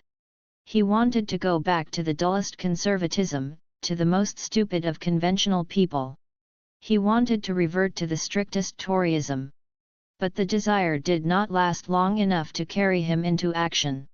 During his childhood and his boyhood he had wanted a sort of savagedom. The days of Homer were his ideal, when a man was chief of an army of heroes, or spent his years in wonderful Odyssey. He hated remorselessly the circumstances of his own life, so much that he never really saw Beldover and the Colliery Valley. He turned his face entirely away from the blackened mining region that stretched away on the right hand of Shortlands. He turned entirely to the CX, Untree and the woods beyond Willy Water. It was true that the panting and rattling of the coal mines could always be heard at Shortlands. But from his earliest childhood, Gerald had paid no heed to this. He had ignored the whole of the industrial sea which surged in coal-blackened tides against the grounds of the house. The world was really a wilderness where one hunted and swam and rode. He rebelled against all authority. Life was a condition of savage freedom. Then he had been sent away to school, which was so much death to him. He refused to go to Oxford, choosing a German university. He had spent a certain time at Bonn, at Berlin, and at Frankfurt. There, a curiosity had been aroused in his mind. He wanted to see and to know, in a curious objective fashion, as if it were an amusement to him. Then he must try war. Then he must travel into the savage regions that had so attracted him. The result was, he found humanity very much alike everywhere, and to a mind like his, curious and cold, the savage was duller, less exciting than the European. So he took hold of all kinds of sociological ideas, and ideas of reform. But they never went more than skin deep, they were never more than a mental amusement. Their interest lay chiefly in the reaction against the positive order, the destructive reaction. He discovered at last a real adventure in the coal mines. His father asked him to help in the firm. Gerald had been educated in the science of mining, and it had never interested him. Now, suddenly, with a sort of exultation, he laid hold of the world. There was impressed photographically on his consciousness the great industry. Suddenly, it was real, he was part of it. Down the valley ran the colliery railway, linking mine with mine. Down the railway ran the trains, short trains of heavily laden trucks, long trains of empty wagons, each one bearing in big white letters the initials, C.B. and Co. These white letters on all the wagons he had seen since his first childhood, and it was as if he had never seen them, they were so familiar, and so ignored. Now at last he saw his own name written on the wall. Now he had a vision of power. So many wagons, bearing his initial, running all over the country. He saw them as he entered London in the train, he saw them at Dover. So far his power ramified. He looked at Beldover, at Selby, at VV Hatmar, at Leithley Bank, the great colliery villages which depended entirely on his mines. They were hideous and sordid, during his childhood they had been sores in his consciousness. And now he saw them with pride. 4 raw new towns, and many ugly industrial hamlets were crowded under his dependence. He saw the stream of miners flowing along the causeways from the mines at the end of the afternoon, thousands of blackened, slightly distorted human with red mouths, all moving subjugate to his will. He pushed slowly in his motor car through the little market top on Friday nights in Beldover, through a solid mass of human that were making their purchases and doing their weekly spending. They were all subordinate to him. They were ugly and uncouth, but they were his instruments. He was the god of the machine. They made way for his motor car automatically, slowly. He did not care whether they made way with alacrity, or grudgingly. He did not care what they thought of him. His vision had suddenly crystallized. Suddenly he had conceived the pure instrumentality of mankind. There had been so much humanitarianism, so much talk of sufferings and feelings. It was ridiculous. The sufferings and feelings of individuals did not matter in the least. They were mere conditions, like the weather. 1% it mattered was the pure instrumentality of the individual. As a man as of a knife, does it cut well? Nothing else mattered. Everything in the world has its function, and is good or not good in so far as it fulfills this function more or less perfectly. Was a miner a good miner? Then he was complete. Was a manager a good manager? That was enough. Gerald himself, who was responsible for all this industry, was he a good director? If he were, he had fulfilled his life. The rest was byplay. The mines were there, they were old. They were giving out, it did not pay to work the seams. There was talk of closing down 2 of them. It was at this point that Gerald arrived on the scene. He looked around. There lay the mines. They were old, obsolete. They were like old lions, no more good. He looked again. Pah! The mines were nothing but the clumsy efforts of impure minds. Here they lay, abortions of a half-trained mind. Let the idea of them be swept away. He cleared his brain of them, and thought only of the coal in the under-earth. How much was there? There was plenty of coal. The old workings CX, old not get at it, that was all. Then break the neck of the old workings. The coal lay there in its seams, even though the seams were thin. There it lay, inert matter, as it had always lain, since the beginning of time, subject to the will of man. The will of man was the determining factor. Man was the archgod of earth. His mind was obedient to serve his will. Man's will was the absolute, the only absolute. And it was his to subjugate matter to his own ends. Subjugation itself was the point, the fight was the be-all, the fruits of victory were mere results. It was not for the sake of money that Gerald took over the mines. He did not care about money, fundamentally. He was neither ostentatious nor luxurious, neither did he care T1T's social position, not finally. 1% that he wanted was the pure fulfillment of his own will in the struggle with the natural conditions. His will was now, to take the coal out of the earth, profitably. The profit was merely the condition of victory, but the victory itself lay in the feat achieved. He vibrated with zest before the challenge. Every day he was in the mines, examining, testing, he consulted experts, he gradually gathered the whole situation into his mind, as a general grasps the plan of his campaign. Then there was need for a complete break. The mines were run on an old system, an obsolete idea.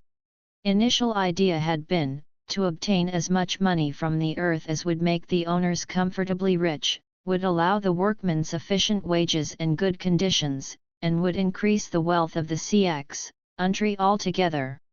Gerald's father, following in the second generation, having a sufficient fortune, had thought only of the men.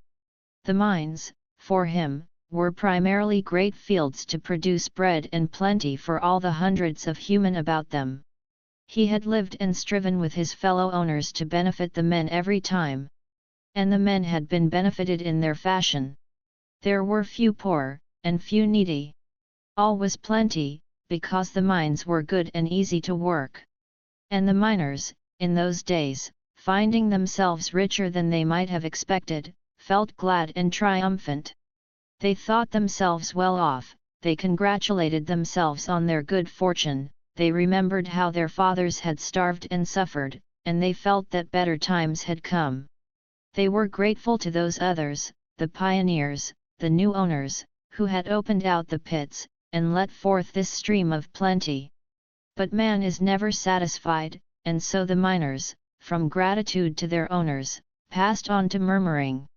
Their sufficiency decreased with knowledge, they wanted more.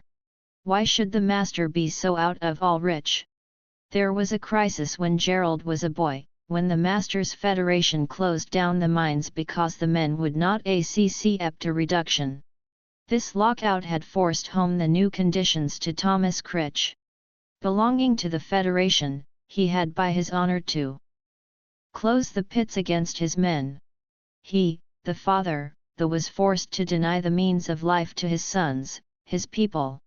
He, the rich man who would hardly enter heaven because of his possessions, must now turn upon the poor, upon those who were nearer Christ than himself, those who were humble and despised and closer to perfection, those who were manly and noble in their labors, and must say to them, "Ye shall neither lax, nor eat bread."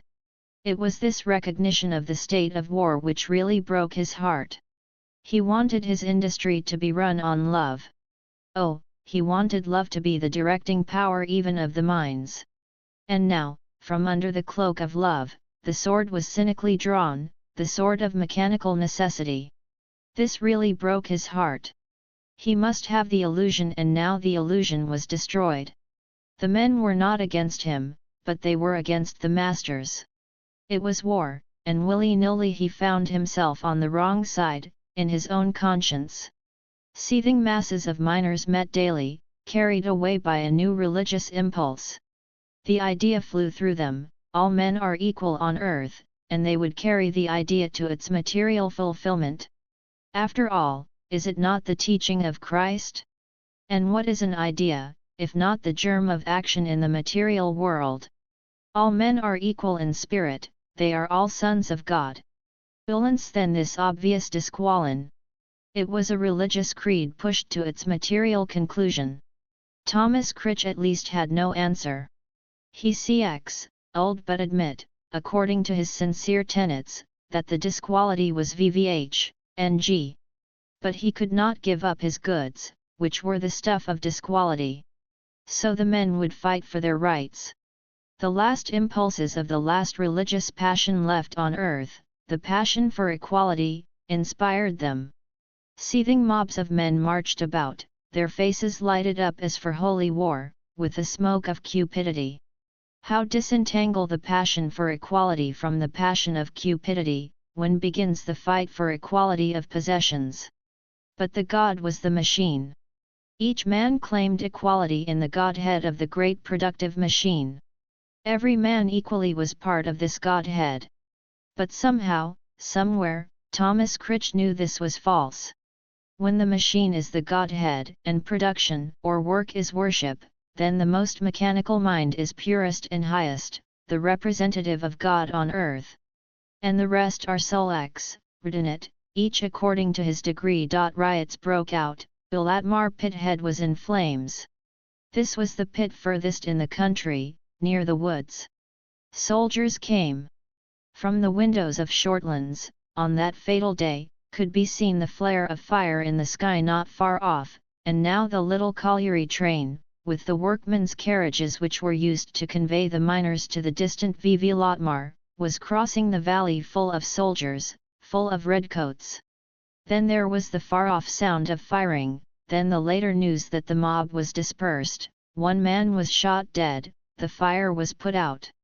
Gerald, who was a 9Y, was filled with the wildest excitement and delight.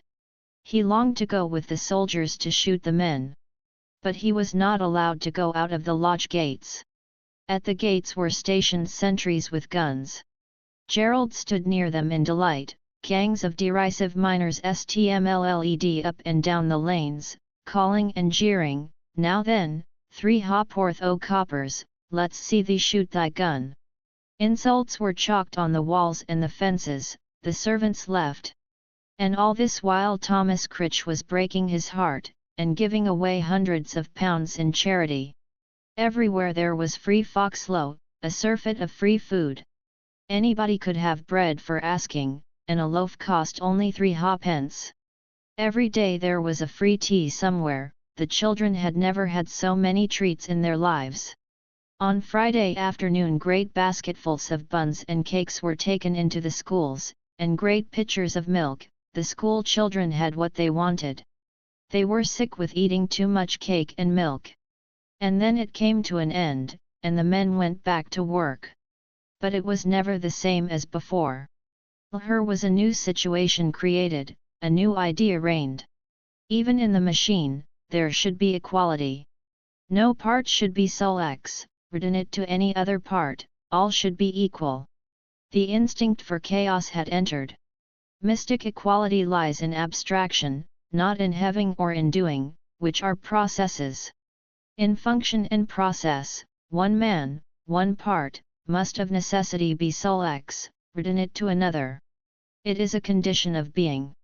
But the desire for chaos had risen, and the idea of mechanical equality was the weapon of disruption which should execute the will of man, the will for chaos.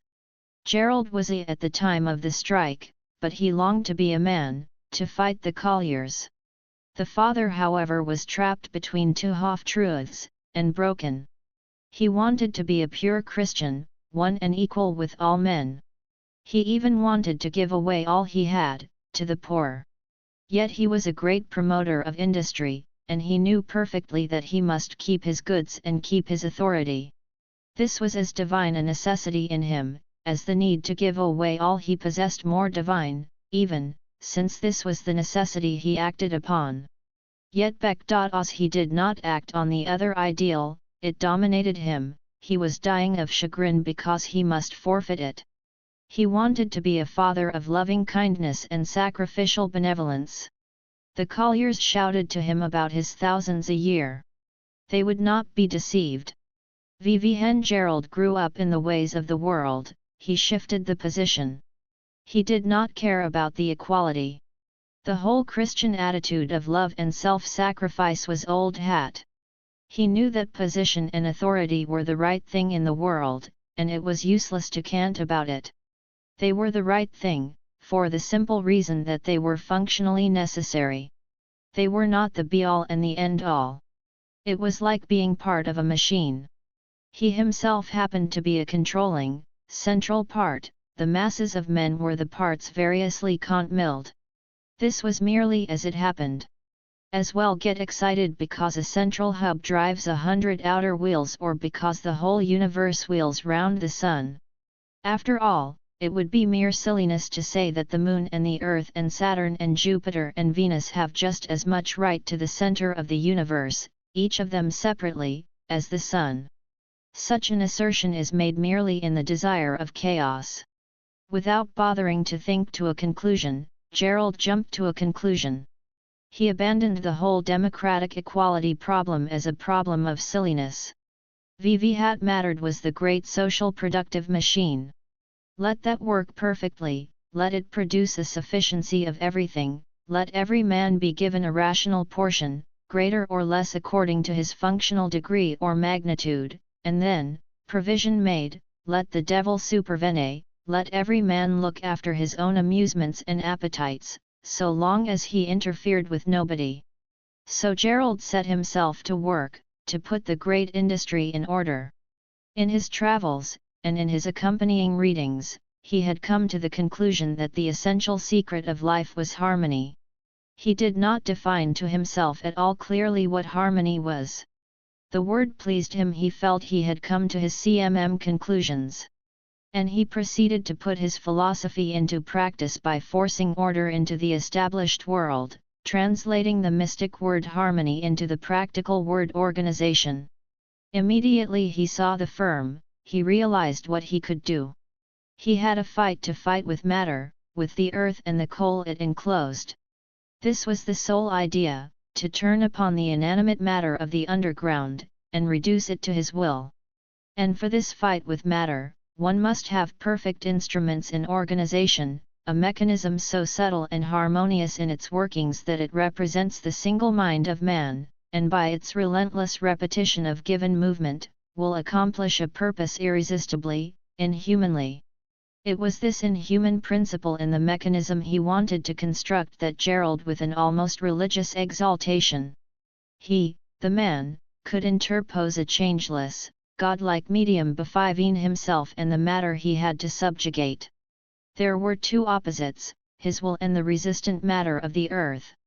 And between these he would establish the very expression of his will, the incarnation of his power, a great and perfect machine, a system, an activity of pure order, pure mechanical repetition, repetition ad infinitum, hence eternal and infinite. He found his eternal and his infinite in the pure machine principle of perfect coordination into one pure, complex, infinitely repeated motion, like the spinning of a wheel, but a productive spinning, as the revolving of the universe may be called a productive spinning, a productive repetition through eternity, to infinity. And this is the God motion, this productive repetition ad infinitum. And Gerald was the God of the machine, Deus ex machina. And the whole productive will of man was the Godhead. He had his life work now, to extend over the earth a great and system in which the will of man ran smooth and unthwarted, timeless, a Godhead in process. He had to begin with the minds. The terms were given, first the resistant matter of the underground, then the instruments of its subjugation, instruments human and metallic, and finally his own pure will, his own mind. It would need a marvelous adjustment of myriad instruments, human, animal, metallic, kinetic, dynamic, a marvelous casting of myriad tiny wholes into one great perfect entirety. And then, in this case there was perfection attained, the will of the highest was perfectly fulfilled, the will of mankind was perfectly enacted, for was not mankind mystically contradistinguished against inanimate matter, was not the history of mankind just the history of the conquest of the one by the other? He miners were overreached. While they were still in the toils of divine equality of man, Gerald had passed on, granted essentially their case, and proceeded in his quality of human being to fulfill the will of mankind as a whole. He merely represented the miners in a higher sense when he perceived that the only way to fulfill perfectly the will of man was to establish the perfect, inhuman machine. But he represented them very essentially. They were far behind, out of date, squabbling for their material equality. The desire had already transmuted into this new and greater desire, for a perfect intervening mechanism between man and matter, the desire to translate the Godhead into pure mechanism. As soon as Gerald entered the firm, the convulsion of death ran through the old system. He had all his life been tortured by a furious and destructive demon, which possessed him sometimes like an insanity. This temper now entered like a virus into the firm, and there were cruel eruptions. Terrible and inhuman were his examinations into every detail. There was no privacy he would spare, no old sentiment but he would turn it over. The old grey managers, the old grey clerks, the doddering old pensioners, he looked at them, and removed them as so much whole seemed like a hospital of invalid employees. He had no emotional qualms. He arranged what pensions were necessary, he looked for efficient substitutes, and when these were found, he substituted them for the old hands. "I've a pitiful letter here from Letherington," his father would say, in a tone of deprecation and appeal. "Don't you think the poor fellow might keep on a little longer? I always fancied he did very well. I've got a man in his place now, father. He'll happier out of it, believe me. You think his allowance is plenty, don't you? It is not the allowance that he wants, PCNR man. He feels it very much, that he is superannuated. Says he thought he had 20 more years of work in him yet. Not of this kind of work I want. He doesn't understand." The father sighed. He wanted not to know any more. He believed the pits would have to be overhauled if they were to go on working. And after all, it would be worst in the long run for everybody, if they must close down. So he could make no answer to the appeals of his old and trusty servants, he could only repeat Gerald says. So the father drew more and more out of the light. The whole frame of the real life was broken for him. He had been right according to his lights. And his lights had been those of the great religion. Yet they seemed to have become obsolete, to superseded in the world. He could not understand. He only withdrew with his lights into an inner room, into the silence. The beautiful candles of belief, that would not do to light the world any more, they would still burn sweetly and sufficiently in the inner room of his soul, and in the silence of his retirement. Gerald rushed into the reform of the firm, beginning with the office it was needful to economize severely, to make possible the great alterations he must introduce. "What are these widows' coals?" he asked. "We have always allowed all widows of men who worked for the firm a load of coals every 3 months. They must pay cost price henceforward. The firm is not a charity institution, as everybody seems to think. Widows, these stock figures of sentimental humanitarianism," he felt a dislike at the thought of them. They were almost repulsive. Why were they not immolated on the pyre of the husband, like the Sathi in India? At any rate, let them pay the cost of their coals. In 1,000 ways he cut down the expenditure, in ways so fine as to hardly noticeable to the men.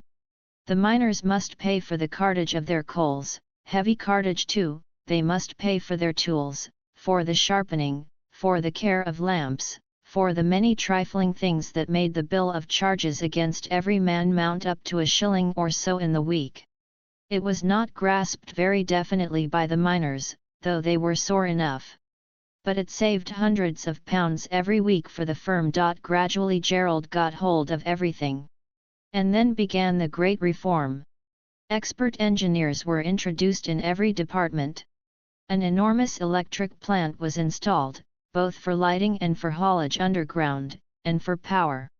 The electricity was carried into every mine. New machinery was brought from America, such as the miners had never seen before, great iron men, as the cutting machines were called, and unusual appliances.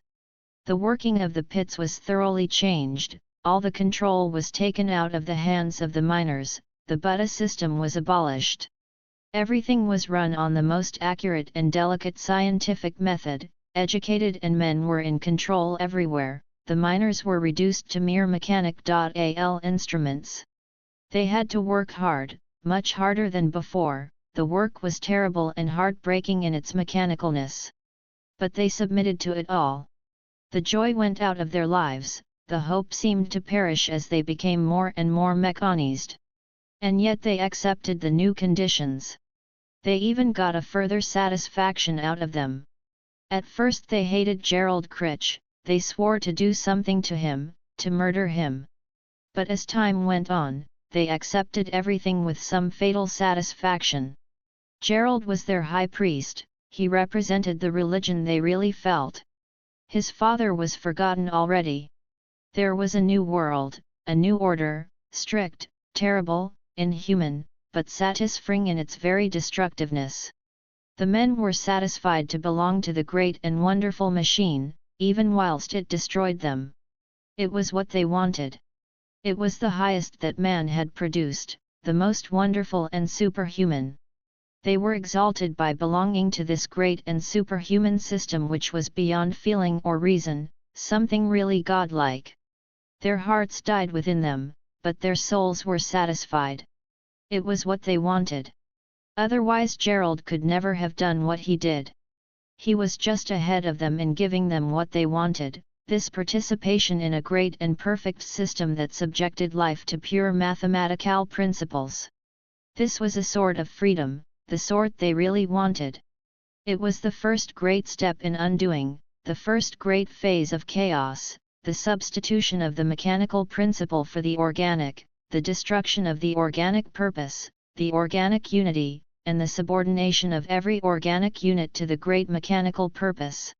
It was pure organic disintegration and pure mechanical organization. This is the first and finest state of chaos. Gerald was satisfied. He knew the colliers said they hated him.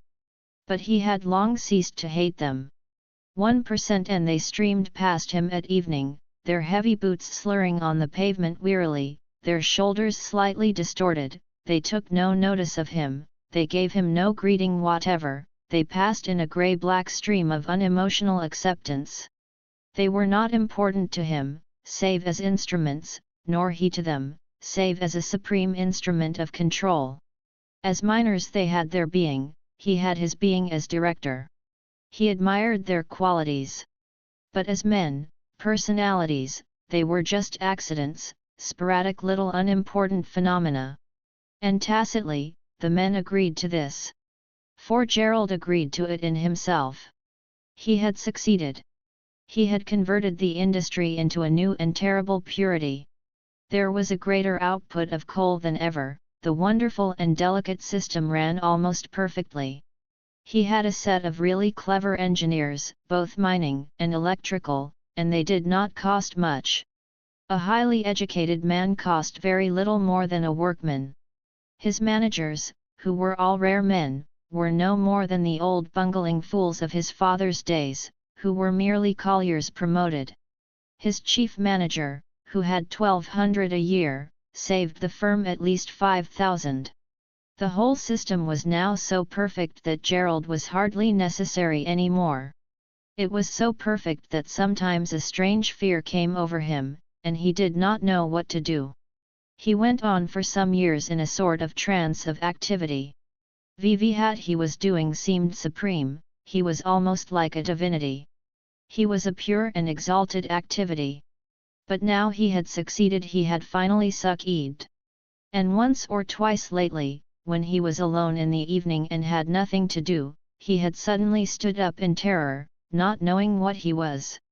And he went to the mirror and looked long and closely at his Auvergne face, at his Auvergne eyes, seeking for something.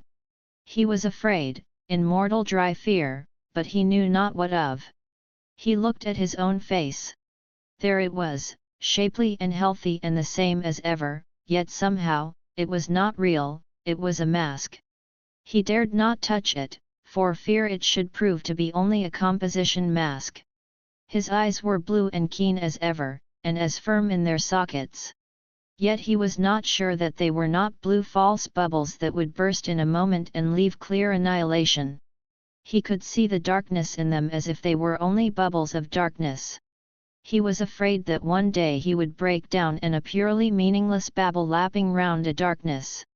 But his yet held good, he was able to go away and read, and think about things.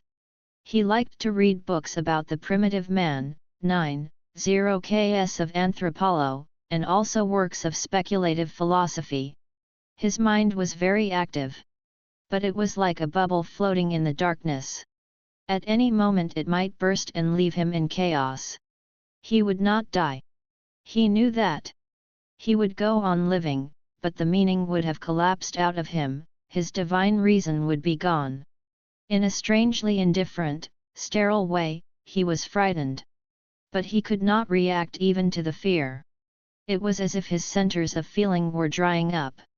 He remained calm, calculative and healthy, and quite freely deliberate, even whilst he felt, with faint, small but final sterile horror, that his mystic reason was breaking, giving way now, at this crisis.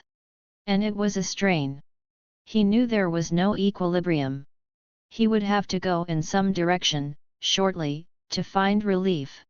Only Birkin kept the fear definitely off him, saved him his quick sufficiency in life, by the odd mobility and changeableness which seemed to contain the of faith. But then Gerald must always come away from Birkin, as from a church service, back to the outside real world of work and life. There it was, it did not alter, and words were futilities. He had to keep himself in reckoning with the world of work and material life. And it became more and more difficult, such a strange pressure was upon him, as if the very middle of him were a vacuum, and outside were an awful tension.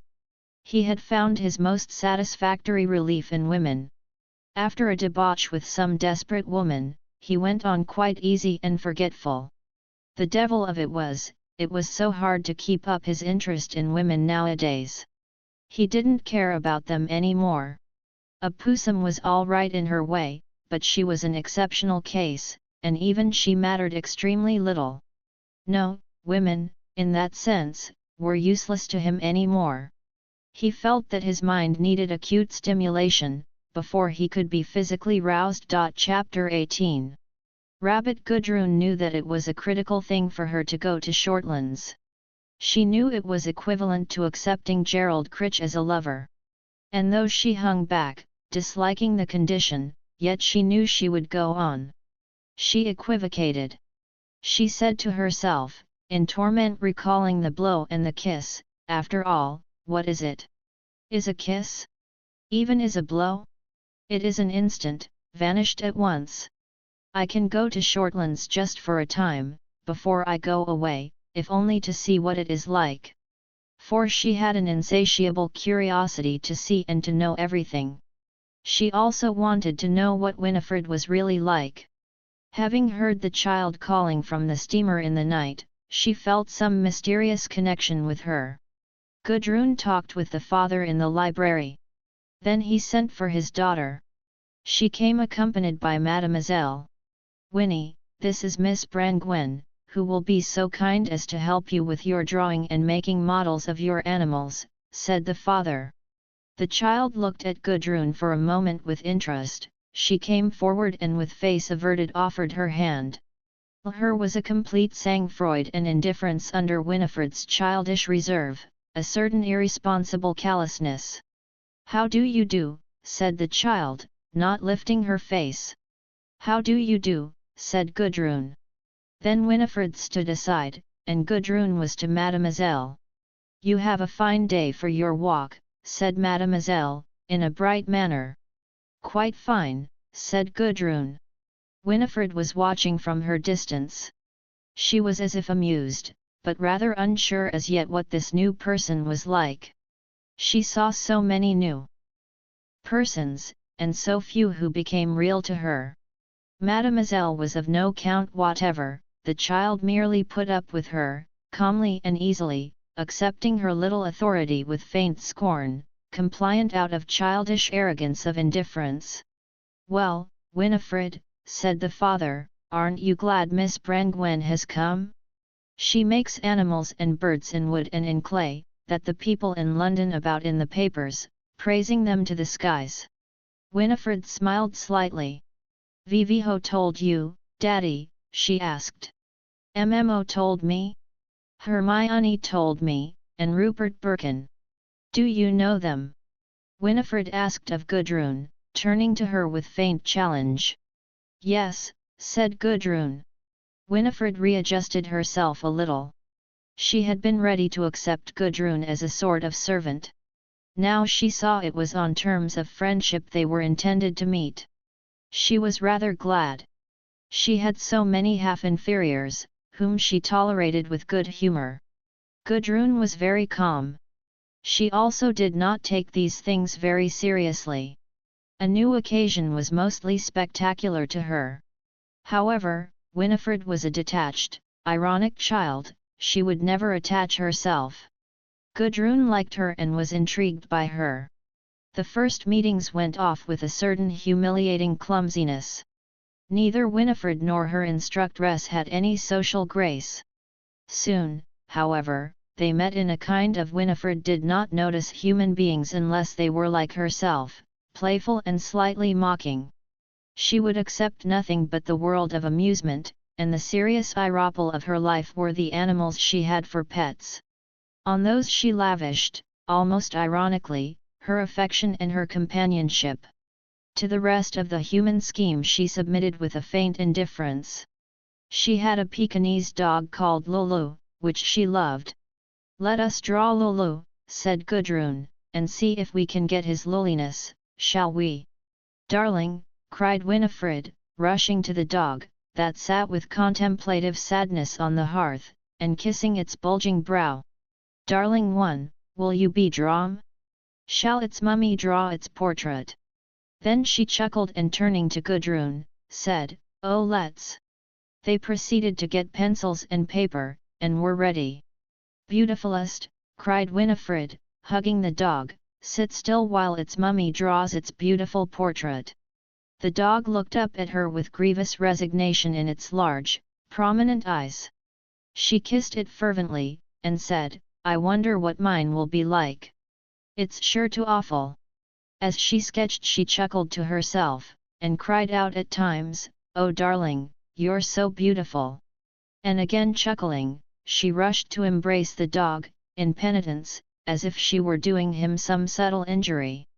He sat all the time with the resignation and fretfulness of ages on his dark velvety face. She drew slowly, with a wicked concentration in her eyes, her head on one side, an intense stillness over her. She was as if working the spell of some enchantment. Suddenly she had finished. She looked at the dog, and then at her drawing, and then cried, with real grief for the dog, and at the same time with a wicked exultation, "My beautiful, why did they?" She took her paper to the dog, and held it under his nose. He turned his head aside as in chagrin and mortification, and she impulsively kissed his velvety bulging forehead. "S.A. Lully, S.A. little Lucy. Look at his portrait, darling, look at his portrait, that his mother has done of him." She looked at her paper and chuckled. Then, kissing the dog once more, she rose and came gravely to Gudrun, offering her the paper. It was a grotesque little diagram of a grotesque little animal, so wicked and so comical. A slow smile came over Gudrun's face, unks, enviously. And at her side Winifred chuckled with glee, and said, "It isn't like him, is it? He's much lovelier than that. He's so beautiful my sweet darling." And she flew off to embrace the chagrined little dog. He looked up at her with reproachful, saturnine eyes, in his extreme agedness of being. Then she flew back to her drawing, and chuckled with satisfaction. "It isn't like him, is it?" she said to Gudrun. "Yes, it's very like him," Gudrun replied. The child treasured her drawing, carried it about with her, and showed it, with a silent embarrassment, to Evrelec's disprosium. "Look," she said, thrusting the paper into her father's hand. "That's Inalu," he exclaimed. And he looked down in surprise, hearing the almost inhuman chuckle of the child at his side. Gerald was away from home when Gudrun first came to Shortlands. But the first morning he came back he watched for her. It was a sunny, soft morning, and he lingered in the garden paths, looking at the flowers that had come out during his absence. He was clean and fit as ever, shaven, his fair hair scrupulously parted at the side, bright in the sunshine, his short, fair moustache closely clipped, his eyes with their humorous kind twinkle, which was so deceptive. He was dressed in black, his clothes sat well on his well-nourished body. Yet as he lingered the flower beds in the morning sunshine, there was a certain isolation, a fear about him, as of something wanting.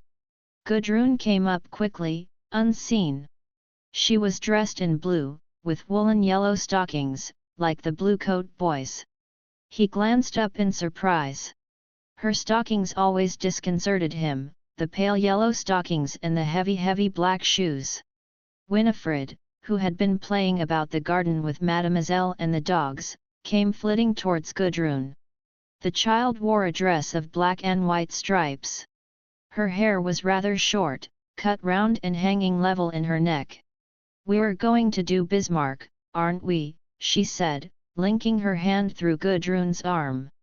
"Yes, we're going to do Bismarck. Do you want to?" "Oh yes, so I do. I want most to do Bismarck. He looks so splendid this morning, so fierce. He's almost as big as a lion." And Thechild chuckled sardonically at her own hyperbole. "He's a real king, he really is." "Bonjour, mademoiselle," said the little French governess, wavering up with a slight bow, a bow of the sort that Gudrun loathed, insolent. "Winifred votant faire le portrait de Bismarck dash. Oh, mais tout la matinée tu will do Bismarck this Bismarck, toujours Bismarck. C'est un lapin, nsce pas, mademoiselle. Oui, d'est un grand lapin blanc et noir. Vous ne l'avez pas vu," said Gudrun in her good, but rather heavy French. "Non, mademoiselle, Winifred n'a jamais voulu me le faire voir. Tant de fois j'ai lui ai demandé, chuist ce don que ce Bismarck, Winifred. Mais elle n'a pas voulu me le dire. Son Bismarck, c'est un mystère. Oui, c'est un mystère, vraiment un mystère." "Miss Brangwen, say that Bismarck is a mystery," cried Winifred. "Bismarck, is a mystery, Bismarck, c'est un mystère, der Bismarck, ist ein Wunder," said Gudrun, in mocking incantation. Ist ein Wunder," repeated Winifred, with odd seriousness, under which lay a chuckle. First ouch ein Wunder, came the slightly insolent sneering of Mademoiselle. "Doch," said Winifred briefly, indifferent. "Doch ist nicht ein König. Bismarck, he was not a king, Winifred, as you have said. He was only ilnatate k chuist ce chuan chancelier," said Winifred, with slightly contemptuous. "A chancelier is a chancellor, and a chancellor is, I believe, a sort of judge," said Gerald, coming up and shaking hands with Gudrun. "You'm have made a song of Bismarck soon," said he. Mademoiselle waited, and discreetly made her inclination, and her so they wouldn't let you see Bismarck, mademoiselle, he said. "Non, monsieur. I, very mean of them. Are you going to do to him, Miss Brangwen? I want him sent to the kitchen and cooked." "Oh no," cried Winifred. "We're going to draw him," said Gudrun. "Draw him and quarter him and dish him up," he said, being purposely fatuous. "Oh no," cried Winifred with emphasis, chuckling. Gudrun detected the tang of mockery in him, and she looked up and smiled into his face. He felt his nerves caressed. Their eyes met in knowledge. "How do you like Shortlands?" he asked. "Oh, very much," she said, with nonchalance. "Glad you do. Have you noticed these flowers?" He led her along the path. She followed intently. Winifred came, and the governess lingered in the rear. They stopped before some vain Salpiglossus flowers. "Aren't they wonderful?" she cried, looking at them absorbedly. Strange how her reverential, almost ecstatic admiration of the flowers caressed his nerves. She stooped down, and touched the trumpets, with infinitely fine and delicate touching fingertips. It filled him with ease to see her. Vivienne, she rose, her eyes, hot with the of the flowers, looked into his. "VV11 at are they?" she asked. "Sort of petunia, I suppose," he answered. "I don't really know them. They are quite strangers to me," she said. They stood together in a false intimacy, a nervous contact. And he was in love with her. She was aware of Mademoiselle standing near, like a little French beadle, observant and calculating. She moved away with Winifred, saying they would go to find Bismarck. Gerald watched them go, looking all the while at the soft, full, still body of Gudrun, in its silky cashmere. How silky and rich and soft her body must be! An excess of appreciation came over his mind. She was the all-desirable, the all-beautiful. He wanted only to her, nothing more. He was only this being that should come to her, and be given to her. At the same time he was finely and acutely aware of Mademoiselle's neat, brittle finality of form. She was like some elegant beetle with thin ankles, perched on her high heels, her glossy black dress perfectly correct, her dark hair done high and admirably. How repulsive her completeness and her finality was! He loathed her. Yet he did admire her. She was perfectly correct. And it did rather annoy him, that Gudrun came dressed in startling colors, like a macaw, when the family was in mourning. Like a macaw she was. He watched the lingering way she took her feet from the ground. And her ankles were pale yellow, and her dress a deep blue. Yet it pleased him. It pleased him very much. He felt the challenge in her very attire. She challenged the whole world. And he smiled as to the note of a trumpet. Gudrun and Winifred went through the house to the back, where were the stables and the outbuildings.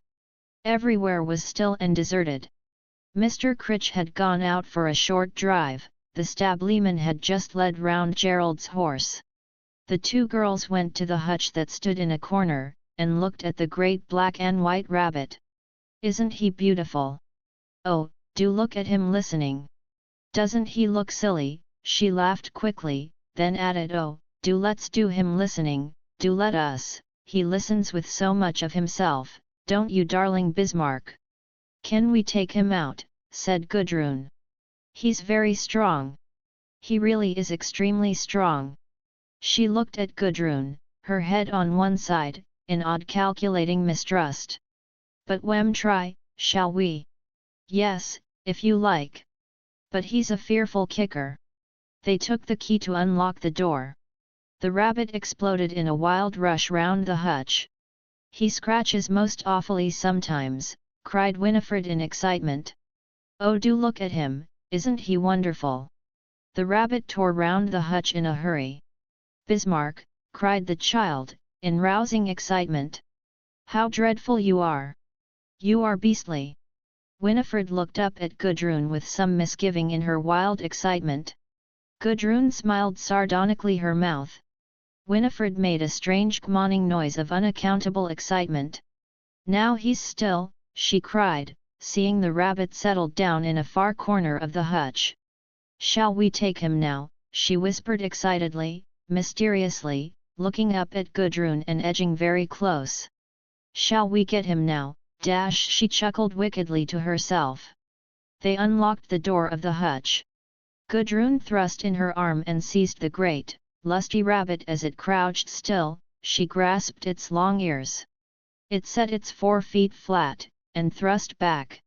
There was a long scraping sound as it was hauled forward, and in another instant it was in mid-air, lunging wildly, its body flying like a spring coiled and released, as it lashed out, suspended from the ears.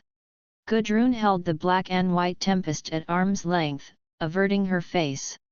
But the rabbit was magically strong, it was all she could do to keep her grasp. She almost lost her presence of mind. Bismarck, Bismarck, you are behaving terribly, said Winifred in a rather frightened voice. Oh, do put him DCMM, he's beastly. Gudrun stood for a moment astounded by the thunderstorm that had sprung into being in her grip. Then her color came up, a heavy rage came over her like a cloud. She stood shaken as a house in a storm, and utterly overcome. Her heart was arrested with fury at the mindlessness and the bestial stupidity of this. Her wrists were badly scored by the claws of the beast, a heavy cruelty welled up in her. Gerald came round as she was trying to capture the flying rabbit under her arm. He saw, with subtle recognition, her sullen passion of cruelty. You should let one of the men do that for you, he said, hurrying up. Oh, he's so horrid, cried Winifred, almost frantic. He held out his nervous, sinewy hand and took the rabbit by the ears, from Gudrun. It's most fearfully strong, she cried, in a high voice, like the crying a seagull, strange and vindictive. The rabbit made itself into a ball in the air, and lashed out, flinging itself into a bow. It really seemed demoniacal. Gudrun saw Gerald's body tighten, saw a sharp blindness come into his eyes. I know these beggars of old, he said. The long, demon-like beast lashed out again, spread on the air as if it were flying, looking something like a dragon, then closing up again, inconceivably powerful and explosive. The man's 9dy, strung to its efforts, vibrated strongly. Then a sudden sharp, white-edged wrath came up in him. Swift as lightning he drew back and brought his free hand down like a hawk on the neck of the rabbit. Simultaneously, there came the unearthly abhorrent scream of a rabbit in the fear of death. It made one immense writhe, tore his wrists and his sleeves in a final convulsion, all its belly flashed white in a whirlwind of paws, and then he had slung it round and had it under his arm, fast. It quivered and skulked. His face was gleaming with a smile. You wouldn't think there was all that force in a rabbit, he said, looking at Gudrun. And he saw her eyes black as night in her pallid face, she looked almost unearthly. The scream of the rabbit, after the violent tussle, seemed to have torn the veil of her consciousness. He at her, and the whitish, electric gleam in his face intensified. I don't really like him, Winifred was crooning. I don't see R for him as I do for Louis. He's hateful really. A smile twist Gudrun's face, as she recovered. She knew she was revealed. Don't they make the most fearful noise when they scream, she cried, the high note in her voice, like a seagull's cry. Abominable, he said. He shouldn't be so silly when he has to be taken out, Winifred was saying, putting out her hand and touching the rabbit tentatively, as it skulked under his arm, motionless as if it were dead. He's not dead, is he, Gerald? She asked. No, he ought to be, he said. Yes, he ought, cried the child, with a sudden flush of amusement. And she touched the rabbit with more confidence. His heart is beating so fast. Isn't he funny? He really is. VV11 Air, do you want him? Asked Gerald. In the little green court, she said. Gudrun looked at Gerald with strange, darkened eyes, strained with underworld knowledge, almost supplicating, like those of a creature which is at his mercy, yet which is his ultimate victor. He did not know what to say to her. He felt the mutual hellish recognition. And he felt he ought to say something, to cover it. He had the power of lightning in his nerves, she seemed like a soft recipient of his magical, hideous white fire. He was unconfident, he had qualms of fear. "Did he hurt you?" he asked. "No," she said. "He's an insensible beast," he said, turning his face away. They came to the little court, which was shut in by old red walls in whose crevices wallflowers were growing. The grass was soft and fine and old, a level floor carpeting the court, the sky was blue overhead. Gerald tossed the rabbit down. It crouched still and would not move. Gudrun watched it with faint horror. "Why doesn't it move?" she cried. "It's skulking," he said. She looked up at him, and a slight sinister smile contracted her white face. "Isn't it a fool?" she cried. "Isn't it a sickening fool?" The vindictive mockery in her voice made his brain quiver. Glancing up at him, into his eyes, she revealed again the mocking, white cruel recognition. There was a league between them, abhorrent to them both. They were implicated with each other in abhorrent mysteries. "How many scratches have you?" he asked, showing his hard forearm, white and hard and torn in red gashes. "How really vile!" she cried, flushing with a sinister vision. "Mine is nothing." She lifted her arm and showed a deep red score down the silken white flesh. "A devil!" he exclaimed. But it was as if he had had knowledge of her in the long red rent of her forearm, so silken and soft. He did not want to touch her. He would have to make himself touch her, deliberately. The long, shallow red rip seemed torn across his own brain, tearing the surface of his ultimate consciousness, letting through the forever unconscious, unthinkable red ether of the beyond, the obscene beyond. "It doesn't hurt you very much, does it?" he asked, solicitous. "Not at all," she cried.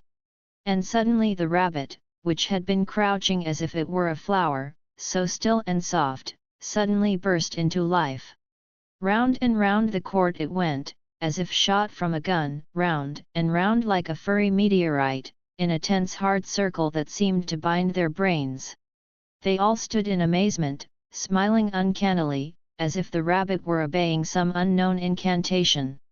Round and round it flew, on the grass under the old red walls like a storm. And then quite suddenly it settled down, hobbled among the grass, and sat considering, its nose twitching like a bit of fluff in the wind. After having considered for a few minutes, a soft bunch with a black, open eye, which perhaps was looking at them, perhaps was not, it hobbled calmly forward and began to nibble the grass with that mean motion of a rabbit's quick eating. "It's mad," said Gudrun. "It is most decidedly mad." He laughed. "The question is," he said, "what is madness? I don't suppose it is rabbit mad." "Don't you think it is?" she asked. "No. That's what it is to be a rabbit." There was a queer, faint, obscene smile over his face. She looked at him and saw him, and knew that he was initiate as she was initiate. This thwarted her, and contravened her, for the moment. "God be praised we aren't rabbits," she said, in a high, shrill voice. The smile intensified a little, on his face. "Not rabbits," he said, looking at her fixedly. Slowly her face relaxed into a smile of obscene recognition. "Ah, Gerald," she said, in a strong, slow, almost man-like way. "All that, and more." Her eyes looked up at him with shocking nonchalance. He felt again as if she had torn him across the breast, dully, finally. He turned aside. "Eat, eat my darling." Winifred was softly conjuring the rabbit, and creeping forward to touch it. It hobbled away from her. "Let its mother stroke its fur then, darling, it is so mysterious." Chapter 19. Moni. After his illness, Birkin went to the south of France for a time. He did not write, nobody heard anything of him. Ursula, left alone, felt as if everything were lapsing out. There seemed to be no hope in the world. One was a tiny little rock with the tide of nothingness rising higher and higher. She herself was real, and only herself, just like a rock in a wash of flood water. The rest was all nothingness. She was hard and indifferent, isolated in herself. There was nothing for it now, but contemptuous, resistant indifference. All the world was lapsing into a grey wish-wash of nothingness, she had no contact and no connection anywhere. She despised and detested the whole show. From the turn of her heart, from the tom of her soul, she despised and detested people, adult people. She loved only children and animals. Children she loved passionately, but coldly. They made her want to hug them, to protect them, to give them life. But this very love, based on pity and despair, was only a bondage and a pain to her. She loved best of all the animals, that were single and unsocial as she herself was. She loved the horses and cows in the field. Each was single and to itself, magical. It was not referred away to some detestable social principle. It was incapable of soulfulness and which she detested so profoundly. She could very pleasant and flattering, almost subservient, to people she met. But no one was taken in. Instinctively each felt her contemptuous rinnery of the human being in himself, or herself. She had a profound grudge against the human being. That which the word human stood for was despotic, and repugnant to her. Mostly her heart was closed in this hidden, unconscious strain of contemptuous ridicule. She thought she loved, she thought she was full of love. This was her idea of herself. But the strange brightness of her presence, a marvelous radiance of intrinsic vitality, was a luminousness of supreme repudiation, nothing but repudiation.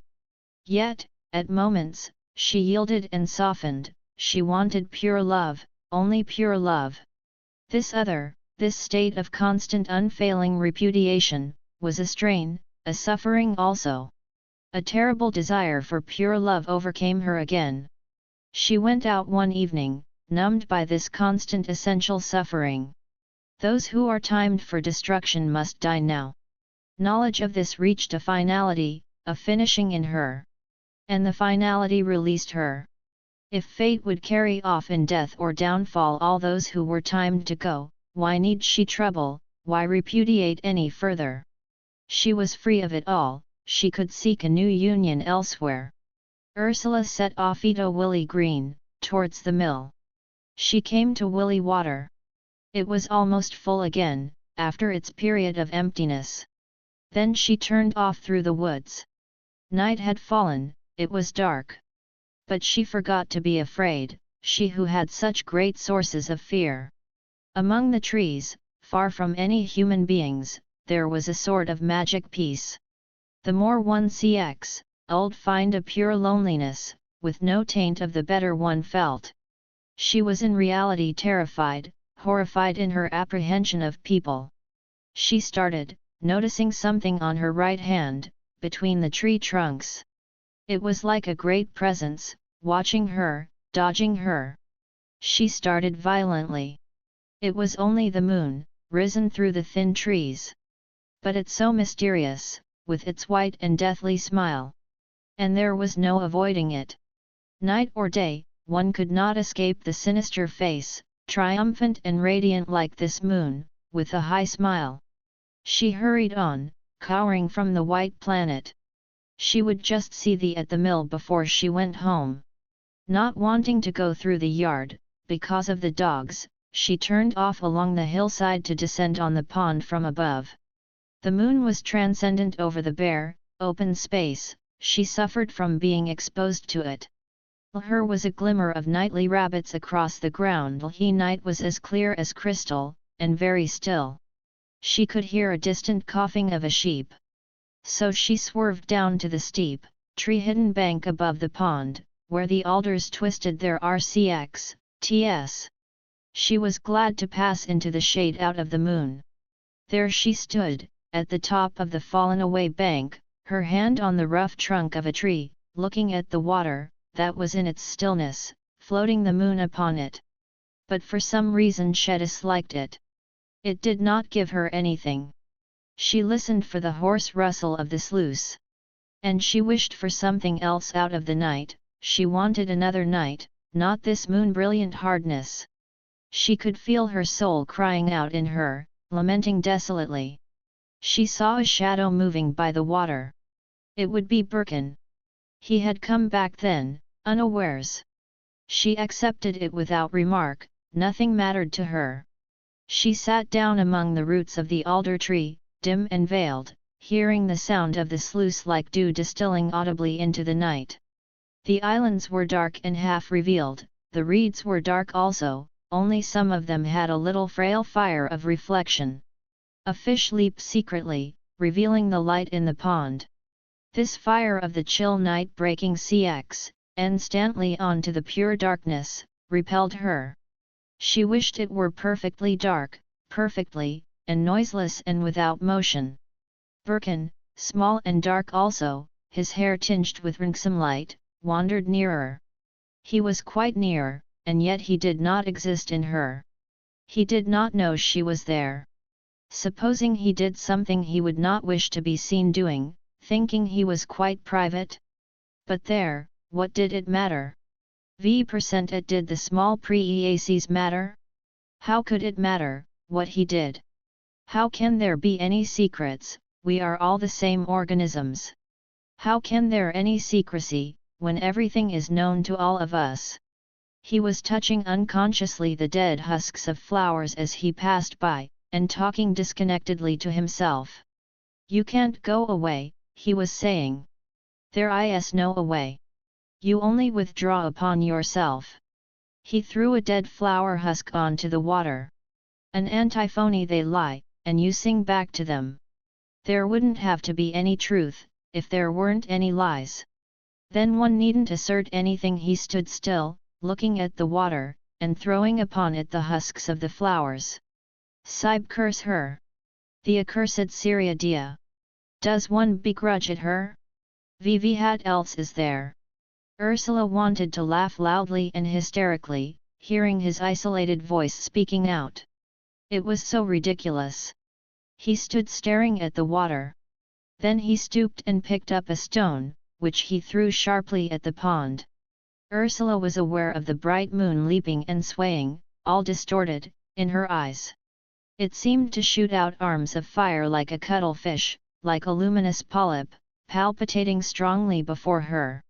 And his shadow on the border of the pond, was watching for a few moments, then he stooped and growled on the grx, und.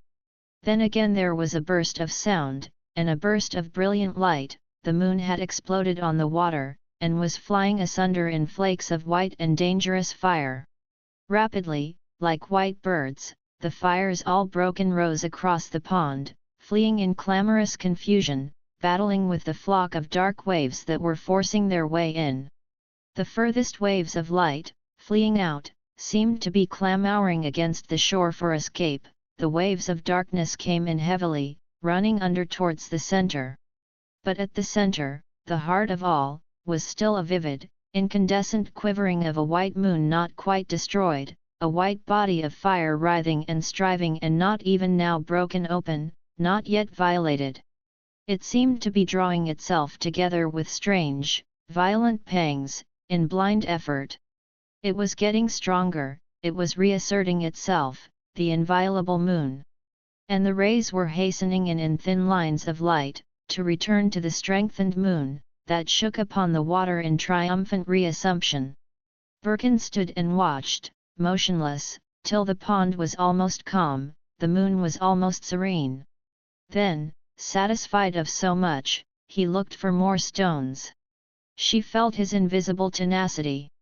And in a moment again, the broken lights scattered in explosion over her face, dazzling her, and then, almost immediately, came the second shot.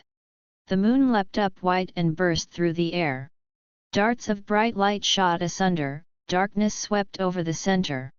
There was no moon, only a battlefield of broken lights and shadows, running close together. Shadows, dark and heavy, struck again and again across the place the heart of the moon had, obliterating it altogether. The white fragments pulsed up and down, and could not find where to go, apart and brilliant on the water like the petals of a rose that a wind has blown far and wide. Yet again, they were flickering their way to the center, finding the path blindly, enviously. And again, all was still, as Birkin and Ursula watched. The waters were loud on the shore. He saw the moon regathering itself insidiously, saw the heart of the rose intertwining vigorously and blindly, calling back the scattered fragments, winning home the fragments, in a pulse and in effort of return. And he was not satisfied.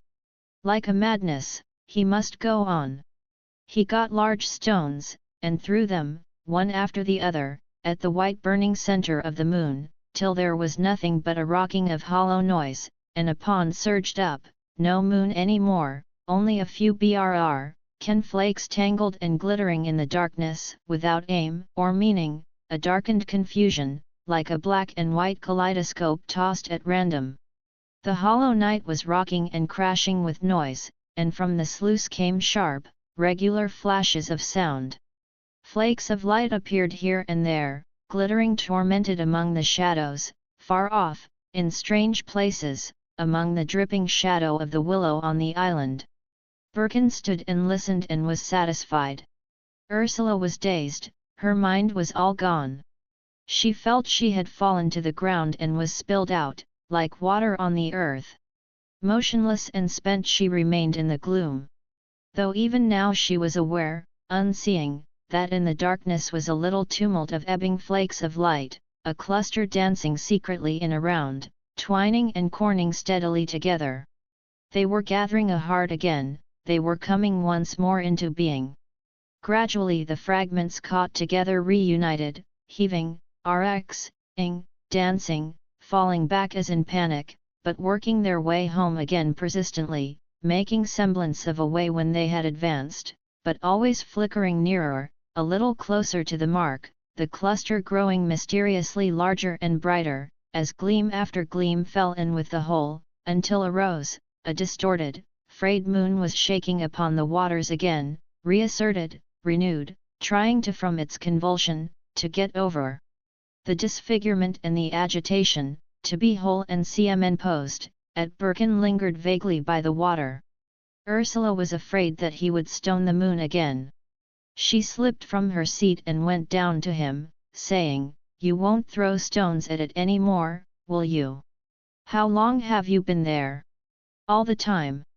"You won't throw any more stones, will you?"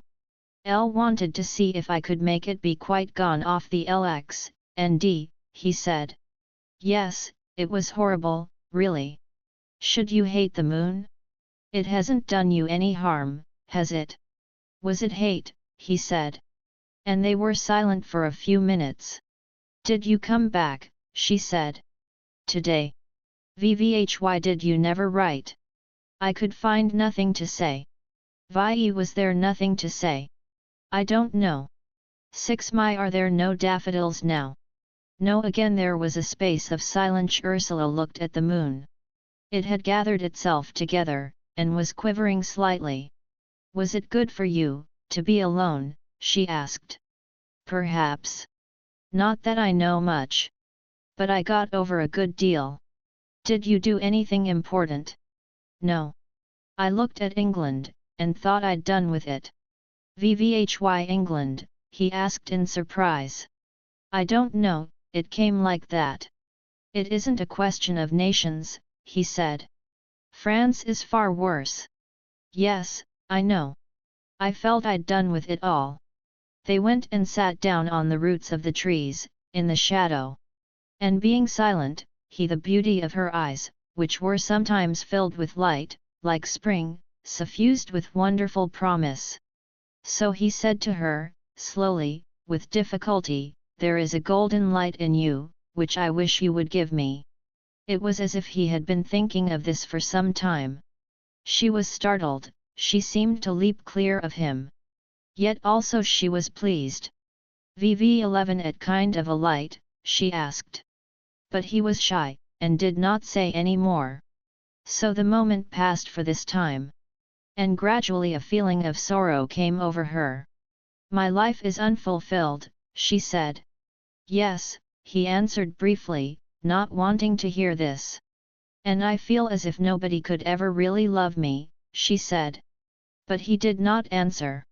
"You think, don't you," she said slowly, that I only want physical things? It isn't true. I want you to serve my spirit. I know you do.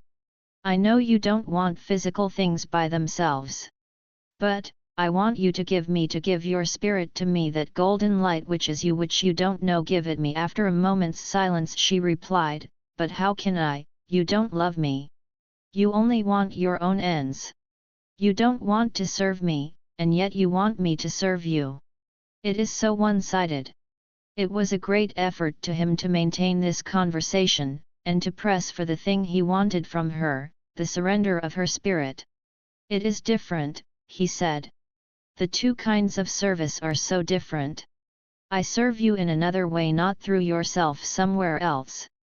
But I want us to be together without bothering about ourselves, to really together because we are together, as if it were a phenomenon, not a thing we have to maintain by our own effort. No, she said, pondering. You are just egocentric. You never have any enthusiasm, you never come out with any spark towards me. You want yourself, really, and your own affairs. And you want me just to be there, to serve you. But this only made him shut off from her. Ah well, he said, words make no matter, anyway. The thing is between us, or it isn't. You don't even love me, she cried. I do, he said angrily.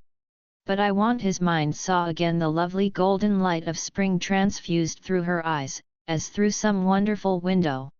And he wanted her to be with him there, in this world of proud indifference. But what was the good of telling her he wanted this company in proud indifference? 1% it was the good of talking, anyway? It must happen beyond the sound of words. It was merely ruinous to try to work her by conviction. This was a paradisal bird that never be netted, it must fly by itself to the heart. I always think I am going to be loved, and then I am let down. You don't love me, you know. You don't want to serve me. You only want yourself. A shiver of rage went over his veins, at this repeated, you don't want to serve me.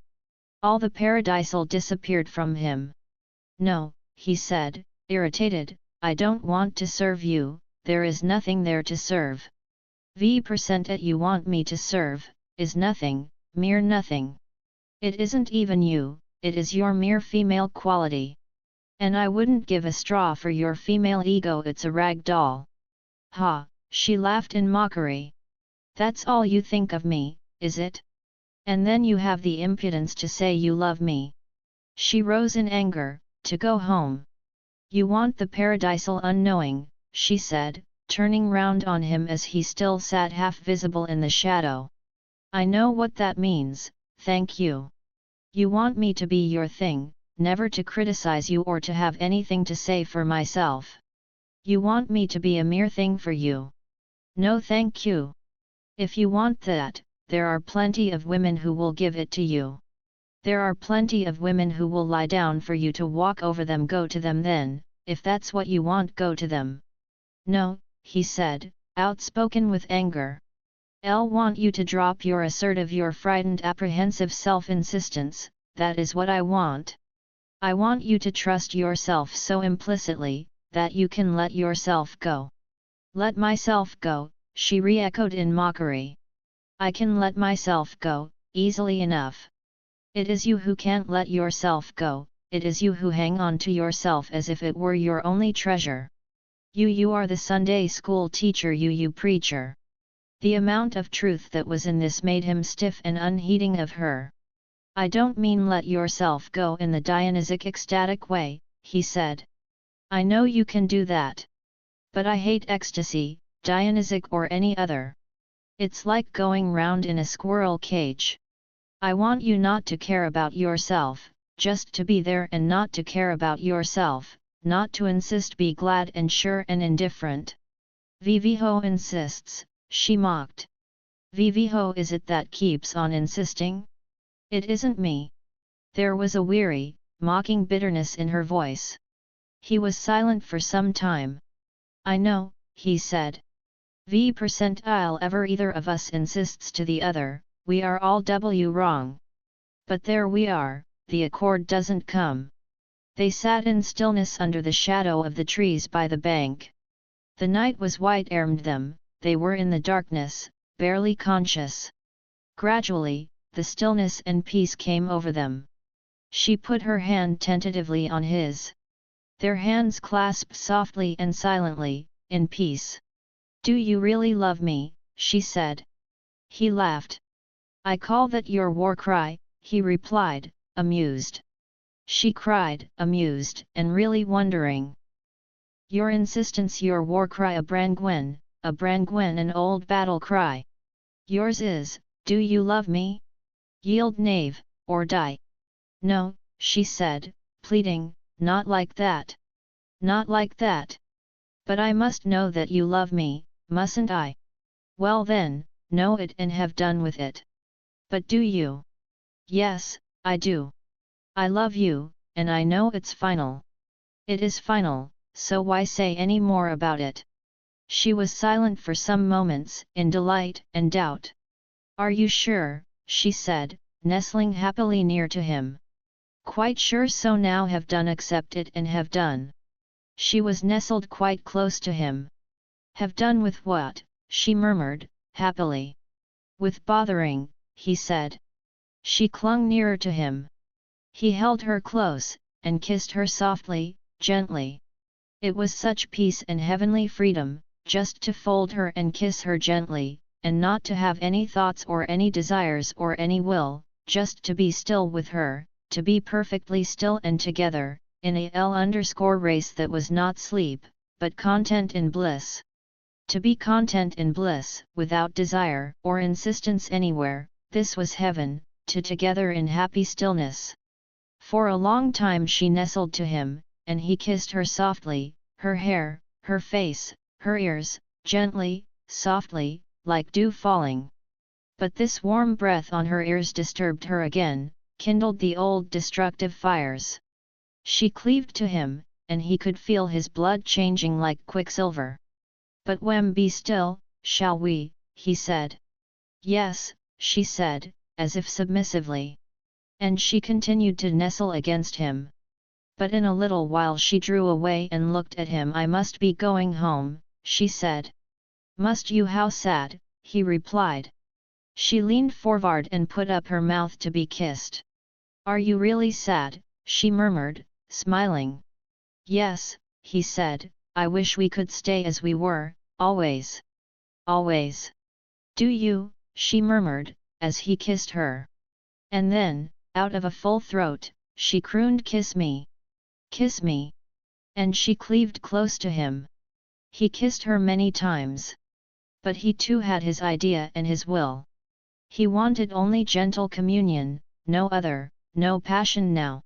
So that soon she drew away, put on her hat and went home. The next day, however, he felt wistful and yearning. He thought he had been wrong, perhaps. Perhaps he had been wrong to go to her with an idea of what he wanted. Was it really only an idea, or was it the interpretation of a profound yearning? If the latter, how was it he was always talking sensual fulfillment? The two did not agree very well. Suddenly he found himself face to face with a situation. It was as simple as this, fatally simple. On the one hand, he knew he did not want a further sensual, deeper, darker, than ordinary life could give. He remembered the African fetishes he had seen at holidays so often. There came back to him one, a statuette about 2 feet high, a tall, slim, elegant figure from West Africa, in dark wood, glossy and suave. It was a woman, with hair dressed high, like a melon-shaped dome. He remembered her vividly, she was one of his soul's intimates. Her body was long and elegant, her face was crushed tiny like a beetle's, she had rows of round heavy collars, like a column of quoits, on her. He remembered her astonishing cultured elegance, her diminished, beetle face, the astounding long elegant body, on short, ugly legs, with such protuberant buttocks, so weighty and unexpected below her slim long loins. She knew what he himself did not know. She had thousands of years of purely sensual, purely unspiritual knowledge behind her. It must have been thousands of years since her race had died, mystically, that is, since the relation between the senses and the outspoken mind had broken, leaving the experience all in one sort, mystically sensual. Thousands of years ago, that which was immanent in himself must have taken place in these Africans, the goodness, the holiness, the desire for creation and productive happiness must have lapsed, leaving the single impulse for knowledge in one sort, mindless progressive knowledge through the senses, knowledge arrested and ending in the senses, mystic knowledge in disintegration and dissolution, knowledge such as the beetles have, which live purely within the world of corruption and cold dissolution. This was why her face looked like a beetle's, this was why the Egyptians worshipped the ball-rolling scarab, because of the principle of knowledge in dissolution and corruption. There is a long way we can travel, after the death break, after that point when the soul in intense suffering breaks away from its organic hold like a leaf that falls. We fall from the connection with life and hope, we lapse from pure integral being, from creation and liberty, and we fall into the long African process of purely sensual understanding, knowledge in the mystery of dissolution. He realized now that this is a long process, thousands of years it takes, after the death of the creative spirit. He realized that there were great mysteries to be unsealed, sensual, mindless, dreadful mysteries, far beyond the phallic cult. How far, in their inverted culture, had these West Africans gone beyond phallic knowledge? Very, very far. Birkin recalled again the female figure, the elongated, long body, the curious unexpected heavy buttocks, the long, imprisoned neck, the face with tiny features like a beetle's. This was far beyond any phallic knowledge, sensual subtle realities far beyond the SCX-PE of phallic investigation. There remained this way, this awful African process, to be fulfilled. It would be done differently by the white races. The white races, having the Arctic north them, the vast abstraction of ice and snow, would fulfill a mystery of ice-destructive knowledge, snow abstract annihilation. Whereas the West Africans, controlled by the burning death abstraction of the Sahara, had been fulfilled in sun destruction, the putrescent mystery of sun rays. Was this then all that remained? Was there left now nothing but to break off the happy creative being? Was the time up? Is our day of creative life finished? Does there remain to us only the strange, awful afterwards of the knowledge in dissolution, the African knowledge, but different in us, who are blonde and blue-eyed from the north? Birkin thought of Gerald. He was one of these strange white wonderful demons from the north, fulfilled in the destructive frost mystery. And was he fated to pass away in this knowledge, this one process of frost knowledge, death by perfect cold? Was he a messenger, an omen of the universal dissolution into whiteness and snow? Birkin was frightened. He was tired too, when he had reached this length of speculation. Suddenly his strained attention gave way, he could not attend to these mysteries any more. There was another way, the way of freedom. There was the paradisal entry into pure, single being, the individual soul taking precedence over love and desire for union, stronger than any pangs of emotion, a lovely state of free proud singleness, which accepted the obligation of the permanent connection with others, and with the other, submits to the yoke and leash of love, but never forfeits its own proud individual singleness, even while it loves and yields. There was the other way, the remaining way. And he must run to follow it. He thought of Ursula, how sensitive and delicate she really was, her skin so overfine, as if one skin were wanting. She was really so marvelously gentle and sensitive. Why did he ever forget it? He must go to her at once. He must ask her to marry him. They must marry at once, and so make a definite enter into a definite communion. He must set out at once and ask her, this moment. There was no moment to spare.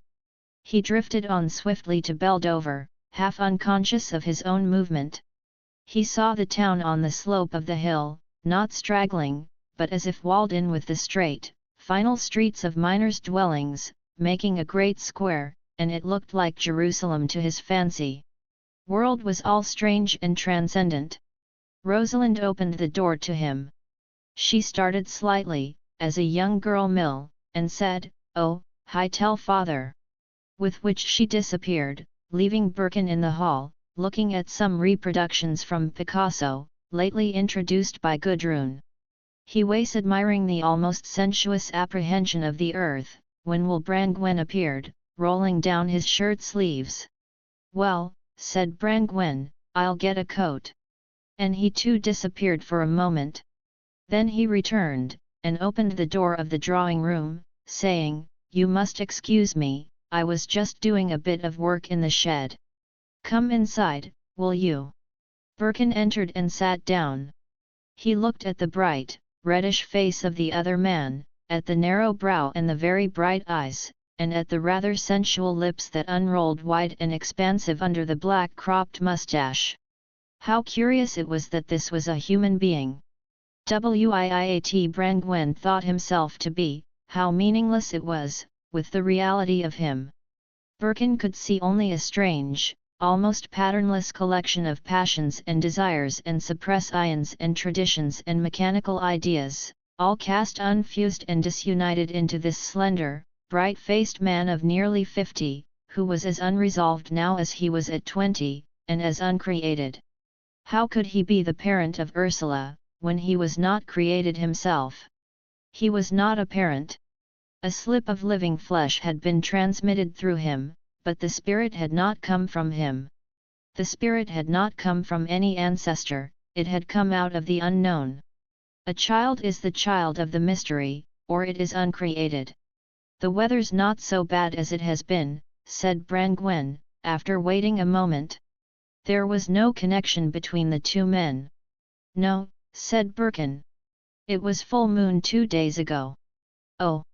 You believe in the moon then, affecting the weather?" "No, I don't think I do. I don't really know enough about it." "You know what they say? The moon and the weather may change together, but the change of the moon won't change the weather." "Is that it?" said Birkin. "I hadn't heard it." There was a pause. Then Birkin said, "Am I hindering you? I called to see Ursula, really. Is she at home?" "I don't believe she is. I believe she's gone to the library. I'll just see." Birkin could hear him inquiring in the dining room. "No," he said, coming back. "But she won't be long. You wanted to speak to her." Birkin looked across at the other man with curious calm, clear eyes. "As a matter of fact," he said, "I wanted to ask her to marry me." A point of light came on the golden brown eyes of the elder man. 0-011, he said, looking at Birkin, then dropping his eyes before the calm, steadily watching look of the other. "Was she expecting you then?" "No," said Birkin. "No? I didn't know anything of this sort was on foot." Brangwen smiled awkwardly. Birkin looked back at him, and said to himself, "I'll wonder why it should be on foot." Aloud he said, "No, it's perhaps rather sudden." At which, thinking of I's relationship with Ursula, he added, "But I don't know quite sudden, is it?" "Oh," said Brangwen, rather baffled and annoyed. "In one way," replied Birkin, "not in another." There was a moment's pause, after which Brangwen said, "Well, she pleases herself." "Oh yes," said Birkin, calmly. A vibration came into Brangwen's strong voice, as he replied, "Though I shouldn't want her to in too big a hurry, either. It's no good looking round afterwards, when it's too late." "Oh, it need never be too late," said Birkin, "as far as that goes." "How do you mean?" asked the father. "If one repents married, the marriage is at an end," said Birkin. "You think so?" "Yes. Well, that may be your way of looking at it." Birkin, in silence, thought to himself, "So it may. As for your way of looking at it, William Brangwen, it needs a little explaining." "I suppose," said Brangwen, you know what sort of people we are? Sort of a bringing up she's had. She, thought Birkin to himself, remembering his childhood's CM Rections, is the cat's mother. Do I know what sort of a bringing up she's had, he said aloud. He seemed to annoy Brangwen intentionally.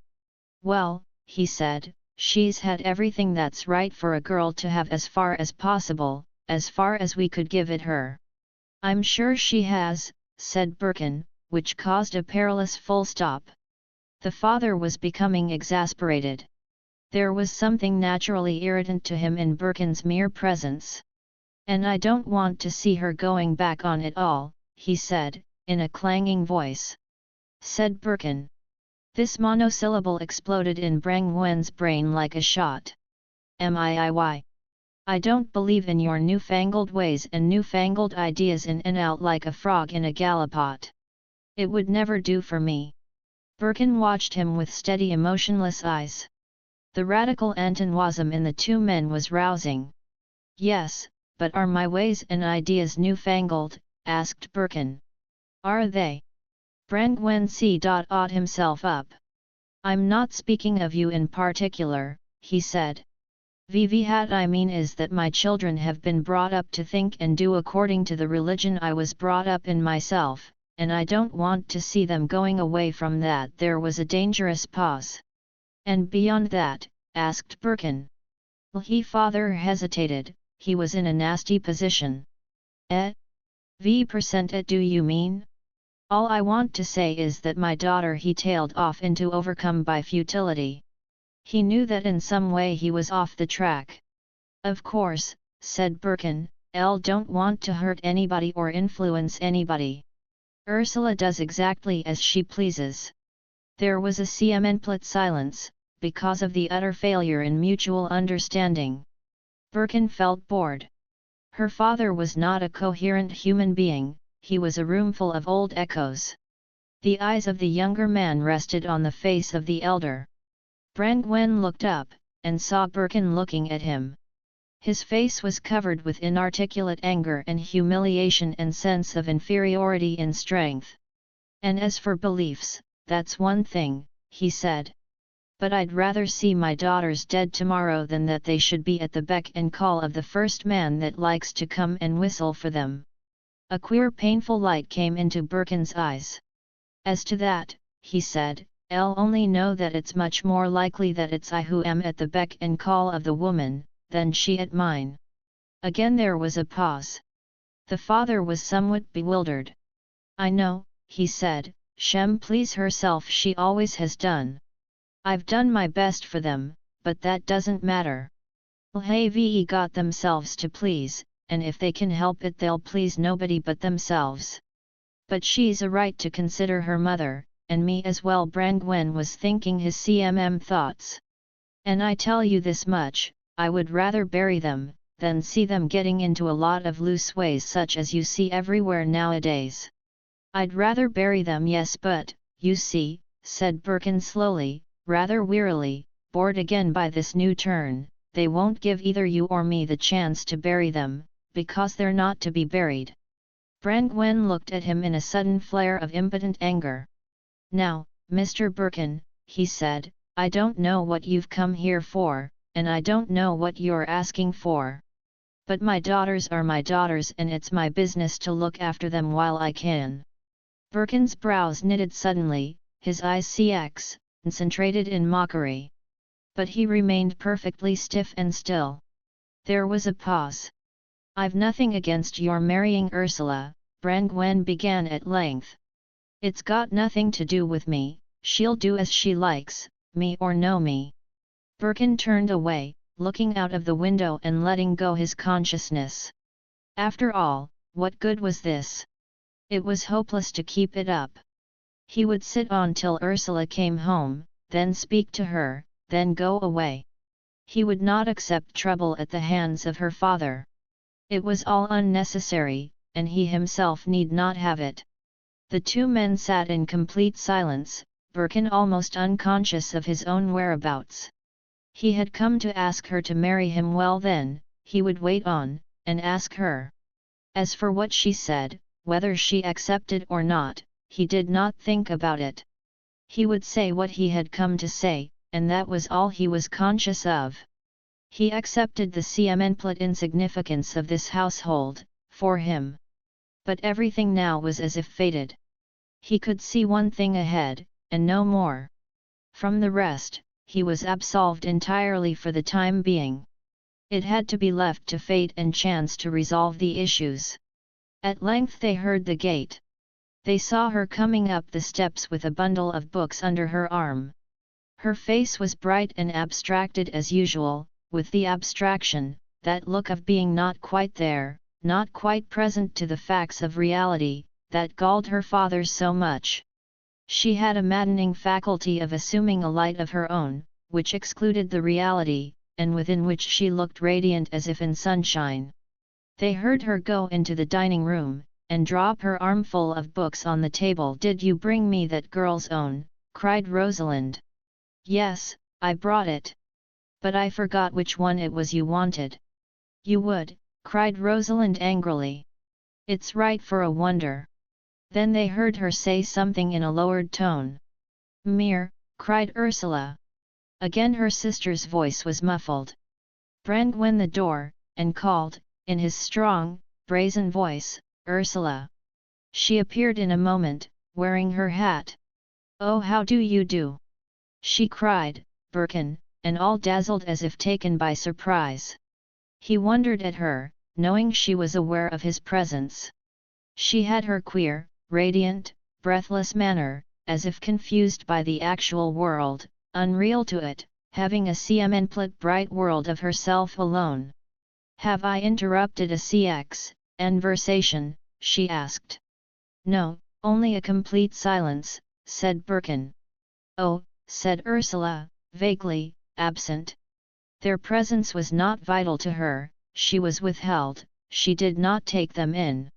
It was a subtle insult that never failed to exasperate her father. "Mr. Birkin came to speak to you, not to me," said her father. "Oh, did he?" she exclaimed vaguely, as if it did not concern her. Then, recollecting herself, she turned to him rather radiantly, but still quite superficially, and said, "Was it anything special?" "I'll hope so," he said, ironically. "To propose to you, according to all accounts," said her father. "Oh," said Ursula. "Oh," mocked her father, imitating her. "Have you nothing more to say?" She winced as if violated. "Did you really come to propose to me?" she asked of Birkin, as if it were a joke. "Yes," he said. "I suppose I came to propose." He seemed to fight shy of the last word. "Did you?" she cried, with her vague radiance. He might have been saying anything whatsoever. She seemed pleased. "Yes," he answered. I wanted you to agree to marry me." She looked at him. His eyes were flickering with mixed lights, wanting something of her, yet not wanting it. She shrank a little, as if she were exposed to his eyes, and as if it were a pain to her. She darkened, her soul clouded over, she turned aside. She had been driven out of her own radiant, single world. And she dreaded contact, it was almost unnatural to her at these times. "Yes," she said vaguely, in a doubting, absent voice. Birkin's heart contracted swiftly, in a sudden fire of bitterness. It all meant nothing to her. He had mistaken again. She was in some self-satisfied world of her own.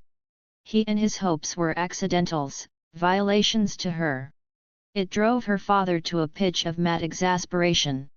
He had had to put up with this all his life, from her. "Well, what do you say?" he cried. She winced.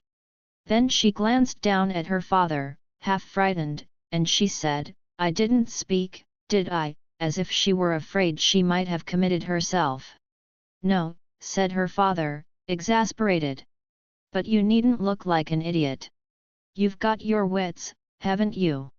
She ebbed away in silent hostility. "I've got my wits, what does that mean?" she repeated, in a sullen voice of antagonism. You heard what was asked you, didn't you? Cried her father in anger. Of course I heard. Well then, you answer, thundered her father. Why should I? At the impertinence of this retort, he went stiff. But he said nothing. No, said Birkin, to help out the ox. Asian, there's no need to answer at once. You can say when you like. Her eyes flashed with a powerful light. Why should I say anything? She cried. You do this off your own bat, it has nothing to do with me. Do you both want to bully me? Bully you? Bully you, cried her father, in bitter, rancorous anger. Bully you? Why, it's a pity you can't be bullied into some sense and decency. Bully you? You'll see to that, you self-willed creature. She stood in the middle of the room, her face glimmering and dangerous. She was set in satisfied defiance. Birkin looked up at her. He too was angry. But none is bullying you, he said, in a very soft dangerous voice also. Oh yes, she cried. You both want to force me into something. That is an illusion of yours, he said. Ironic ally illusion, cried her father. A self-opinionated fool, that's what she is. Birkin rose, saying, however, we'll leave it for the time being. And without another word, he walked out of the house. You fool! You fool! Her father cried to her, with extreme bitterness.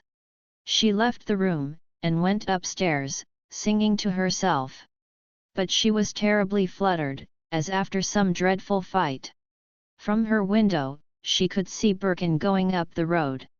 He went in such a blithe drift of rage, that her mind wandered over him. He was ridiculous, but she was afraid of him.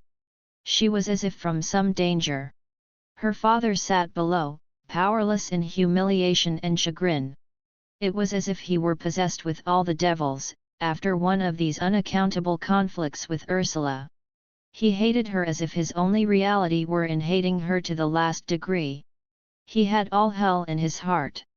But he went away, to escape himself. He knew he must despair, yield, give in to despair, and have done. Ursula's face closed, she completed herself against them all. Recoiling upon herself, she became hard and self-completed, like a jewel. She was bright and invulnerable, quite free and happy, liberated in her self-possession. Her father had to learn not to see her blithe obliviousness, or it would have sent him mad. She was so radiant with all things, in her possession of perfect hostility. She would go on now for days like this, in this bright frank state of seemingly pure spontaneity, so essentially oblivious of the existence of anything but herself, but so ready and facile in her interest. Ah, it was a bitter thing for a man to be near her, and her father cursed his fatherhood. But he must learn not to see her, not to know. She was perfectly stable in resistance when she was in this state, so bright and radiant and attractive in her pure opposition, so very pure, and yet by everybody, disliked on every hand. It was her voice, curiously clear and repellent, that gave her away. Only Gudrun was in accord with her. It was at these times that the intimacy between the two sisters was most complete, as if their intelligence were one. They felt a strong, bright accent of understanding between them, surpassing everything else. And during all these days of blind bright abstraction and intimacy of his two daughters, the father seemed to breathe an air of death, as if he were destroyed in his very being. He was irritable to madness, he could not rest, his daughters seemed to be destroying him. But he was inarticulate and helpless against them. He was forced to breathe the air of his own death. He cursed them in his soul, and only wanted, that they should be removed from him. They continued radiant in their easy female transcendency, beautiful to look at. They exchanged confidences, they were intimate in their revelations to the last degree, giving each other at last every secret. They withheld nothing, they told everything, till they were over the inerter of evil. And they armed each other with knowledge, they extracted the subtlest flavors from the apple. It was curious how their knowledge was complementary, that of each to that of the other. Ursula saw her men as sons, their yearning, and admired their sex, urge, and wondered over them as a mother wonders over her child, with a certain delight in their novelty. But to Gudrun, they were the opposite camp. She feared them and despised them, and respected their activities even overmuch. Of course, she said easily, there is a quality of life in Birkin which is quite remarkable. There is an extraordinary rich spring of life in him, really amazing, the way he can give himself to things. But there are so many things in life that he simply doesn't know. Either he is not aware of their existence at all, or he dismisses them as merely negligible things which are vital to the other person. In a way, he is not clever enough, he is too intense in spots. Yes, cried Ursula, too much of a preacher. He is really a priest. Exactly. He can't hear what anybody else has to say, he simply cannot hear. His own voice is so loud. Yes. He cries you down. He cries you down, repeated Gudrun. And by mere force of violence. And of course it is hopeless. Nobody is convinced by violence. It makes talking to him impossible, and living with him I should think would be more than impossible. You don't think one could live with him? Asked Ursula. I'll think it would be too wearing, too exhausting. One would be shouted down every time, and rushed into his way without any choice. He would want to control you entirely. He cannot allow that there is any other mind than his own. And then the real clumsiness of his mind is its lack of self-criticism. No, I think it would be perfectly intolerable. Yes, assented Ursula vaguely. She only half agreed with Gudrun. The nuisance is, she said, that one would find almost any man intolerable after a fortnight. It's perfectly dreadful, said Gudrun. But Birkin, he is too positive. He couldn't bear it if you called your soul your own. Of him that is strictly true. Yes, said Ursula. You must have his soul. Exactly. And what can you more deadly, was also true, that Ursula felt jarred to the bottom of her soul with ugly distaste. She went on, with the discord jarring and jolting through her, in the most barren of misery. Then there started a revulsion from Gudrun. She finished life off so thoroughly, she made things so ugly and so final. As a matter of fact, even if it were as Gudrun said, about Birkin, other things were true as well. But Gudrun would draw two lines under him and cross him out like an account that is settled. There he was, summed up, paid for, settled, done with. And it was such a lie. This finality of Gudrun's, this dispatching of people and things in a sentence, it was all such a lie. Ursula began to revolt from her sister. One day as they were walking along the lane, they saw a robin sitting on the top twig of a bush, singing shrilly. IHE sisters stood to look at him. An ironical smile flickered on Gudrun's face. Doesn't he feel? Smiled Gudrun. Doesn't he? Exclaimed Ursula, with a little ironical grimace. Isn't he a little Lloyd George of the air? Isn't he? Little Lloyd GCMGE of the air. That's just what they are, cried Gudrun in delight. Then for days, Ursula saw the persistent, obtrusive birds as stout, short, lifting up their voices from the platform, little men who must make themselves heard at any cost. But even from this there came the revulsion. Some yellow hammers suddenly shot along the road in front of her. And they looked to her so uncanny and inhuman, like flaring yellow barbs shooting through the air. On some living errand, that she said to herself, after all, it is impudence to call them little Lloyd Georges. They are really unknown to us, they are the unknown forces. It is impudence to look at them as if they were the same as human beings. They are of another world. How stupid anthropomorphism is! Gudrun is really impudent, insolent, making herself the measure of everything, making everything come down to human standards. Rupert is quite right, human beings are boring, painting the universe with their own image. Universe is non-human, thank God. It seemed to her destructive of all true life, to make little Lloyd of the birds. It was such a lie towards the robins, and such a defamation. Yet she had done it herself. But under Gudrun's influence, so she exonerated herself. So she withdrew away from Gudrun and from that which she stood for, she turned in spirit towards Birkin again. She had not seen him since the fiasco of his proposal. She did not want to, because she did not want the question of her acceptance thrust upon her. She knew what Birkin meant when he asked her to marry him, vaguely, without putting it into speech, she knew. She knew what kind of love, what kind of he wanted. And she was not at all sure that this was the kind of love that she herself wanted. She was not at all sure that it was this mutual unison in separateness that she wanted. She wanted unspeakable intimacies.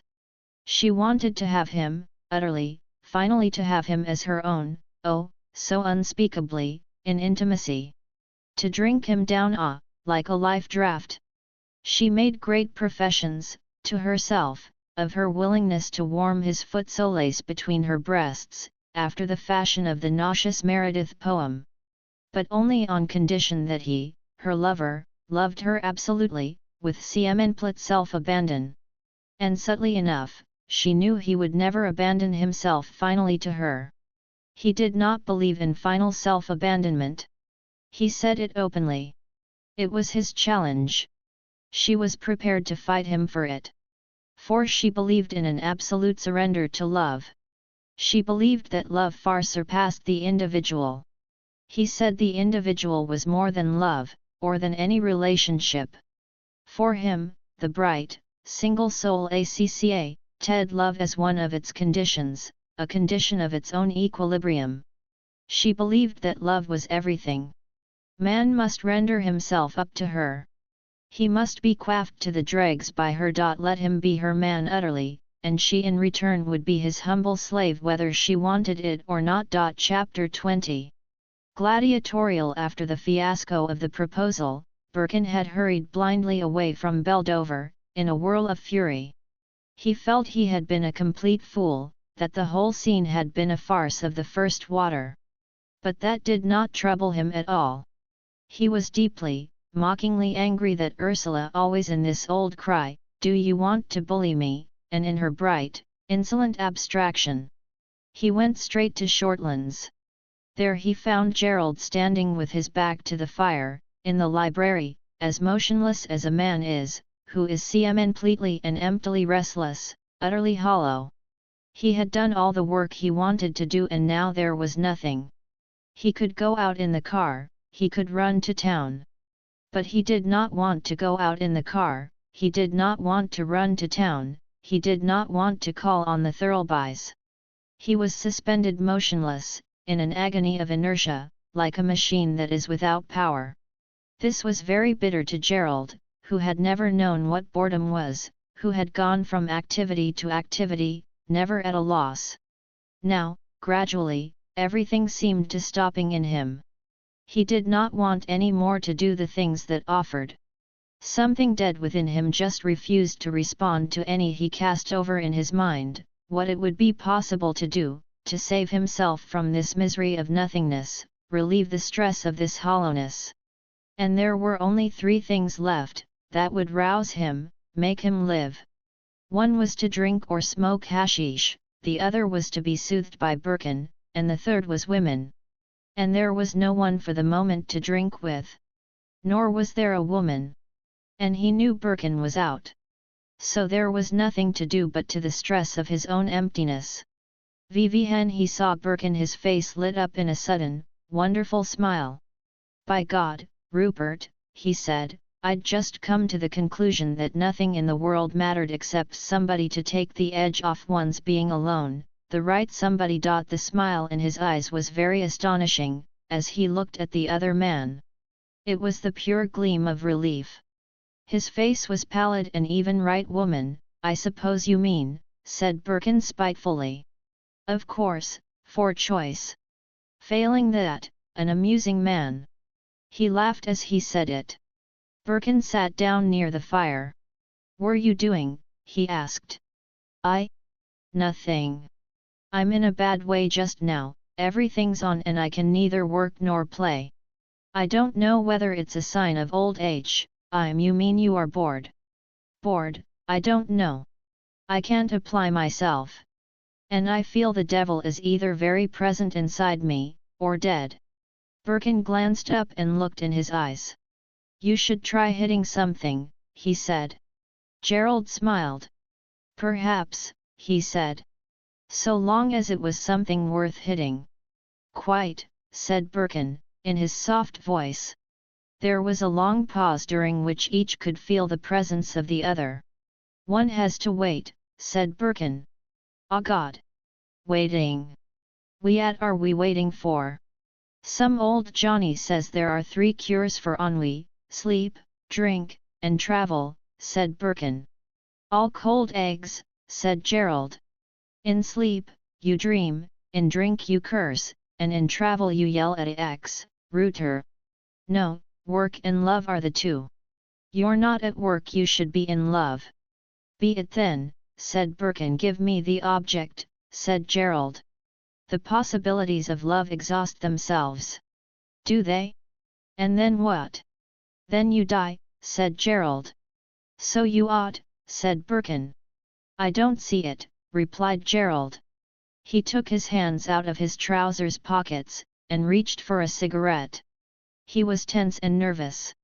He lit the cigarette over a lamp, reaching forward and drawing steadily. He was dressed for dinner, as usual in the evening, although he was alone. "There's a third one even to your 2, said Birkin. "Work, love, and fighting. You forget the fight." "I suppose I do," said Gerald. "Did you ever do any boxing?" "No, I don't think I did," said Birkin. Gerald lifted his head and blew the smoke slowly into the air. "Vie," said Birkin. "Nothing. I thought we might have a round. It is perhaps true, that I want something to hit." So you think you might as well hit me," said Birkin. "You? Well. Perhaps. In a friendly kind of way, of course." "Quite," said Birkin, bitingly. Gerald stood leaning back against the mantelpiece. He looked down at Birkin, and his eyes flashed with a sort of terror like the eyes of a stallion, that are bloodshot and overreamed, turned glancing backwards in a stiff terror. "I feel that if I don't watch myself, I shall find myself doing something silly," he said. "Why not do it?" said Birkin coldly. Gerald listened with quick impatience. He kept glancing down at Birkin, as if looking for something from the other man. "I used to do some Japanese wrestling," said Birkin. "A Jap lived in the same house with me in Heidelberg, and he taught me a little. But I was never much good at it." "You did?" exclaimed Gerald. "That's one of the things I've never ever seen done." "You mean jujitsu, I suppose?" "Yes. But I am no good at those things, they don't interest me." "They don't? They do me." "That's the start. I'll show you what I can, if you like," said Birkin. "You will?" A queer, smiling look tightened Gerald's face for a moment, as he said, "Well, I'd like it very much." "Then try jujitsu.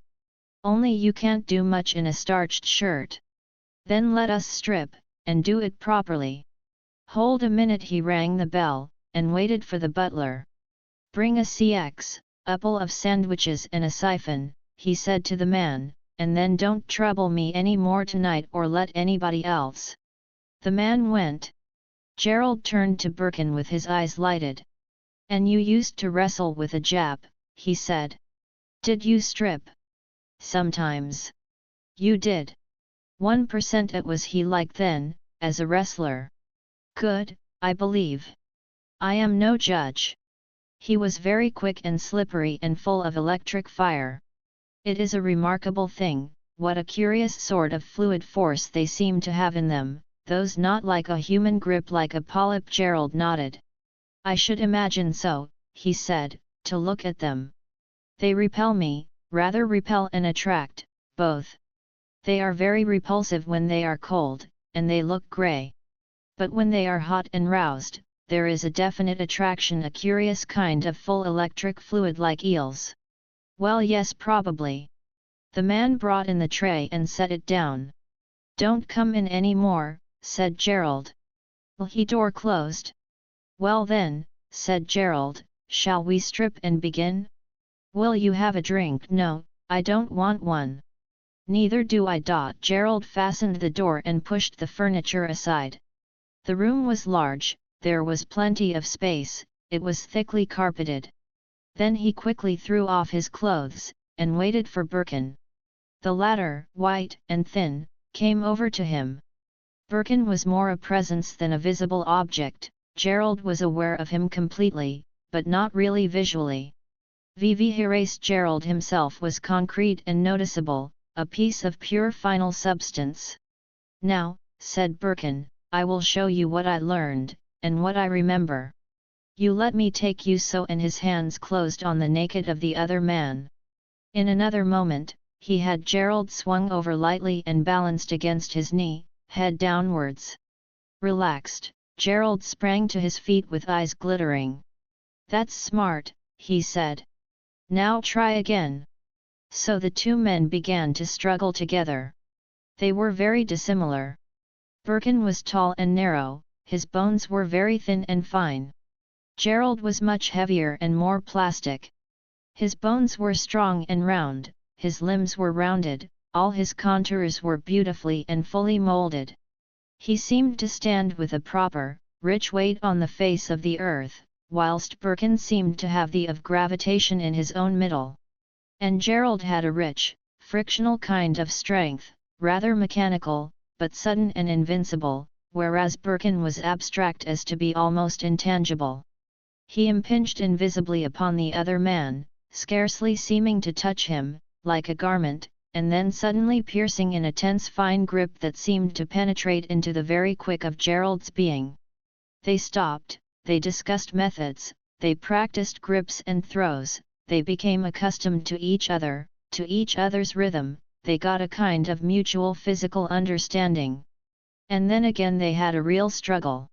They seemed to drive their white flesh deeper and deeper against each other, as if they would break into a oneness. Birkin had a great subtle enerve, that would press upon the other man with an uncanny force, weigh him like a spell put upon him.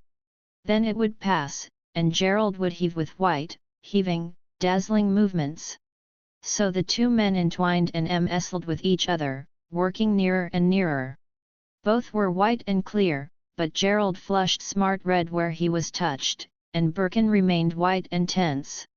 He seemed to penetrate into Gerald's more solid, more diffuse bulk, to interfuse his body through the body of the other, as if to bring it subtly into subjection, always seizing with some rapid necromantic foreknowledge every motion of the other flesh, converting and counteracting it, playing upon the limbs and trunk of Gerald like some hard wind.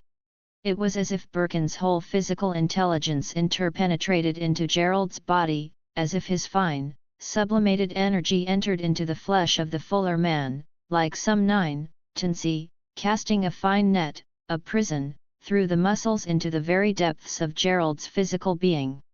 So they wrestled swiftly, rapture-sly, intent and mindless at last, two essential white figures working into a tighter, closer oneness of struggle, with a strange, octopus-like nodding and flashing of limbs in the subdued light of the room. A tense white knot of flesh gripped one RD in silence between the walls of old brown books. Now and again came a sharp gasp of breath, or a sound like a sigh, then the rapid thudding of movement on the thickly carpeted floor, then the strange sound of flesh escaping under flesh.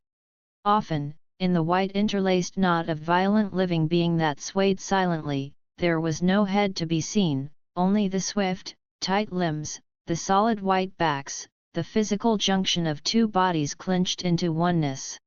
Then would appear the gleaming, ruffled head of Gerald, as the struggle changed, then for a moment the dun-colored, shadow-like head of the other man would lift up from the conflict, the eyes wide and dreadful and sightless. At length Gerald lay back inert on the carpet, his breast rising in great slow panting, whilst Birkin kneeled over him, almost unconscious. Birkin was much more exhausted. He caught little, short breaths, he could scarcely breathe any more. The earth seemed to tilt and sway, and a complete darkness was coming over his mind. He did not know what happened. He slid forward quite unconscious, over Gerald, and Gerald did not notice. Then he was half conscious again, aware only of the strange tilting and sliding of the world. The world was sliding, everything was sliding off into the darkness. And he was sliding, endlessly, endlessly away. He came to consciousness again, hearing an immense knocking outside. Could be happening, what was it, the great hammer stroke resounding through the house? He did not know. And then it came to him that it was his own heart beating. But that seemed impossible, the noise was outside. No, it was inside himself, it was his own heart. And the beating was painful, so strained, surcharged. He wondered if Gerald heard it. He did not know whether he were standing or lying or falling. He realized that he had fallen prostrate upon Gerald's body. He wondered, he was surprised. But he sat up, steadying himself with his hand and waiting for his heart to become stiller and less painful. It hurt very much, and took away his consciousness. Gerald, however, was still less conscious than Birkin. They waited dimly, in a sort of not being, for many unknown minutes. Of course, panted Gerald, I didn't have to be rough with you, I had to keep back my. Birkin heard the sound as if his own spirit stood behind him, outside him, and listened to it. His body was in a trance of exhaustion, his spirit heard thinly. His body could not answer. Only he knew his heart was getting quieter. He was divided entirely between his spirit, which stood outside, and knew, and his body, that was a plunging, unconscious stroke of blood. I could have thrown you using violence, panted Gerald. But you beat me right enough. Yes, said Birkin, hardening his throat and producing the words in the tension there, you're much stronger than I, you could beat me easily.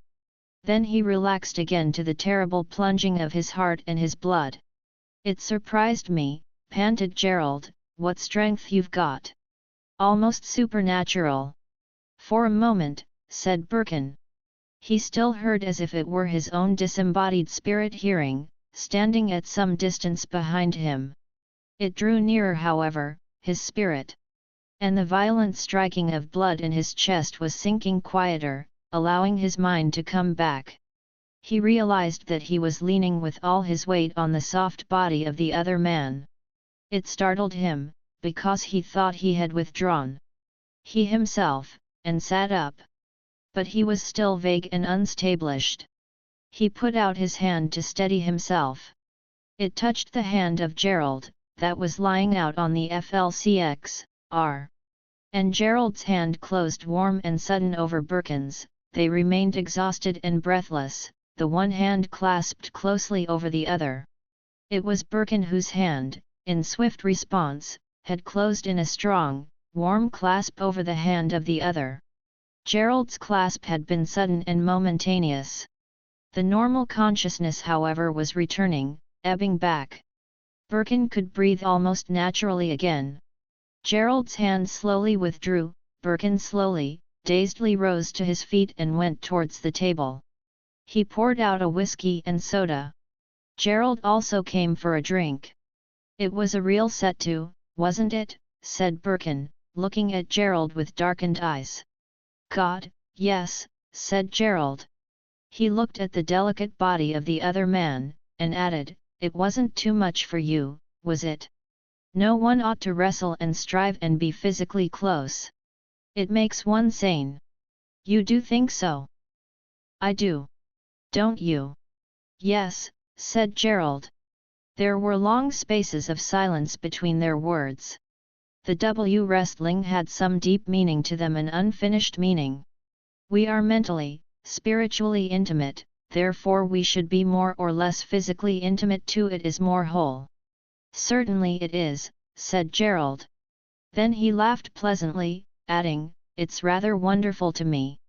He stretched out his arms handsomely. "Yes," said Birkin. "I don't know why one should have to justify oneself." No, the two men began to dress.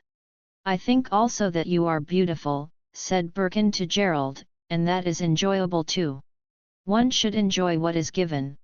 "You think I am beautiful? How do you mean, physically?" asked Gerald, his eyes glistening. "Yes. You have a northern kind of beauty, like light refracted from snow, and a beautiful, plastic form." "Yes, that is there to enjoy as well. We should enjoy everything." Gerald laughed in his throat, and said, "That's certainly one way of looking at it. I can say this much, I feel better. It has certainly helped me. Is this the Bruderschaft you wanted?" "Perhaps. Do you think this pledges anything?" "I don't know," laughed Gerald. "At any rate, one feels freer and more open now, and that is what we want." "Certainly," said Gerald. They drew to the fire, with the decanters and the glasses, and "I always eat a little before I go to bed," said Gerald. "I sleep better." "I should not sleep so well," said Birkin. "No? There you are, we are not alike. I'll put a dressing gown on." Birkin remained alone, looking at the fire. His mind had reverted to Ursula. She seemed to return again into his consciousness. Gerald came down wearing a gown of broad-barred, thick black and green silk, brilliant and striking. "You are very fine," said Birkin, looking at the full robe. "It was a kaftan in Bokhara," said Gerald. "I'll like it." "I like it too." Birkin was silent, thinking how scrupulous Gerald was in his attire, how expensive too. He wore silk socks, and studs of fine workmanship, and silk underclothing, and silk braces. Curious. This was another of the differences between them. Birkin was careless and unimaginative about his own. "Of course you," said Gerald, as if he had been thinking, "there's something curious about you. You're curiously strong. One doesn't expect it, it is rather surprising." Birkin laughed. He was looking at the handsome figure of the other man, blonde and comely in the rich robe, and he was half thinking of the difference between it and himself, so different, as far apart as man from woman, yet in another direction. But really it was Ursula, it was the woman who was gaining ascendance over Birkin's being, at this moment. Gerald was dim again, lapsing out of him. "Do you know," he said suddenly, "I went and proposed to Ursula Brangwen tonight, that she should marry me." He saw the blank shining wonder come over Gerald's face. "You did?" "Yes. Almost formally speaking, first to her father, as it should be, in the world, though that was accident or mischief." Gerald only stared in wonder, as if he did not grasp. "You don't mean to say that you seriously went and asked her father to let you marry her?" "Yes," said Birkin, "I did." "Mlat, had you slx, ken to her about it, then?" "No, not a word. I suddenly thought I would go there and ask her, and her father happened to come instead of her, so I asked him first." "If you could have her," concluded Gerald. Yes, that. And you didn't speak to her?" "Yes. She came in afterwards. So it was put to her as well?" "It was." "And what did she say then?" "You're an engaged man."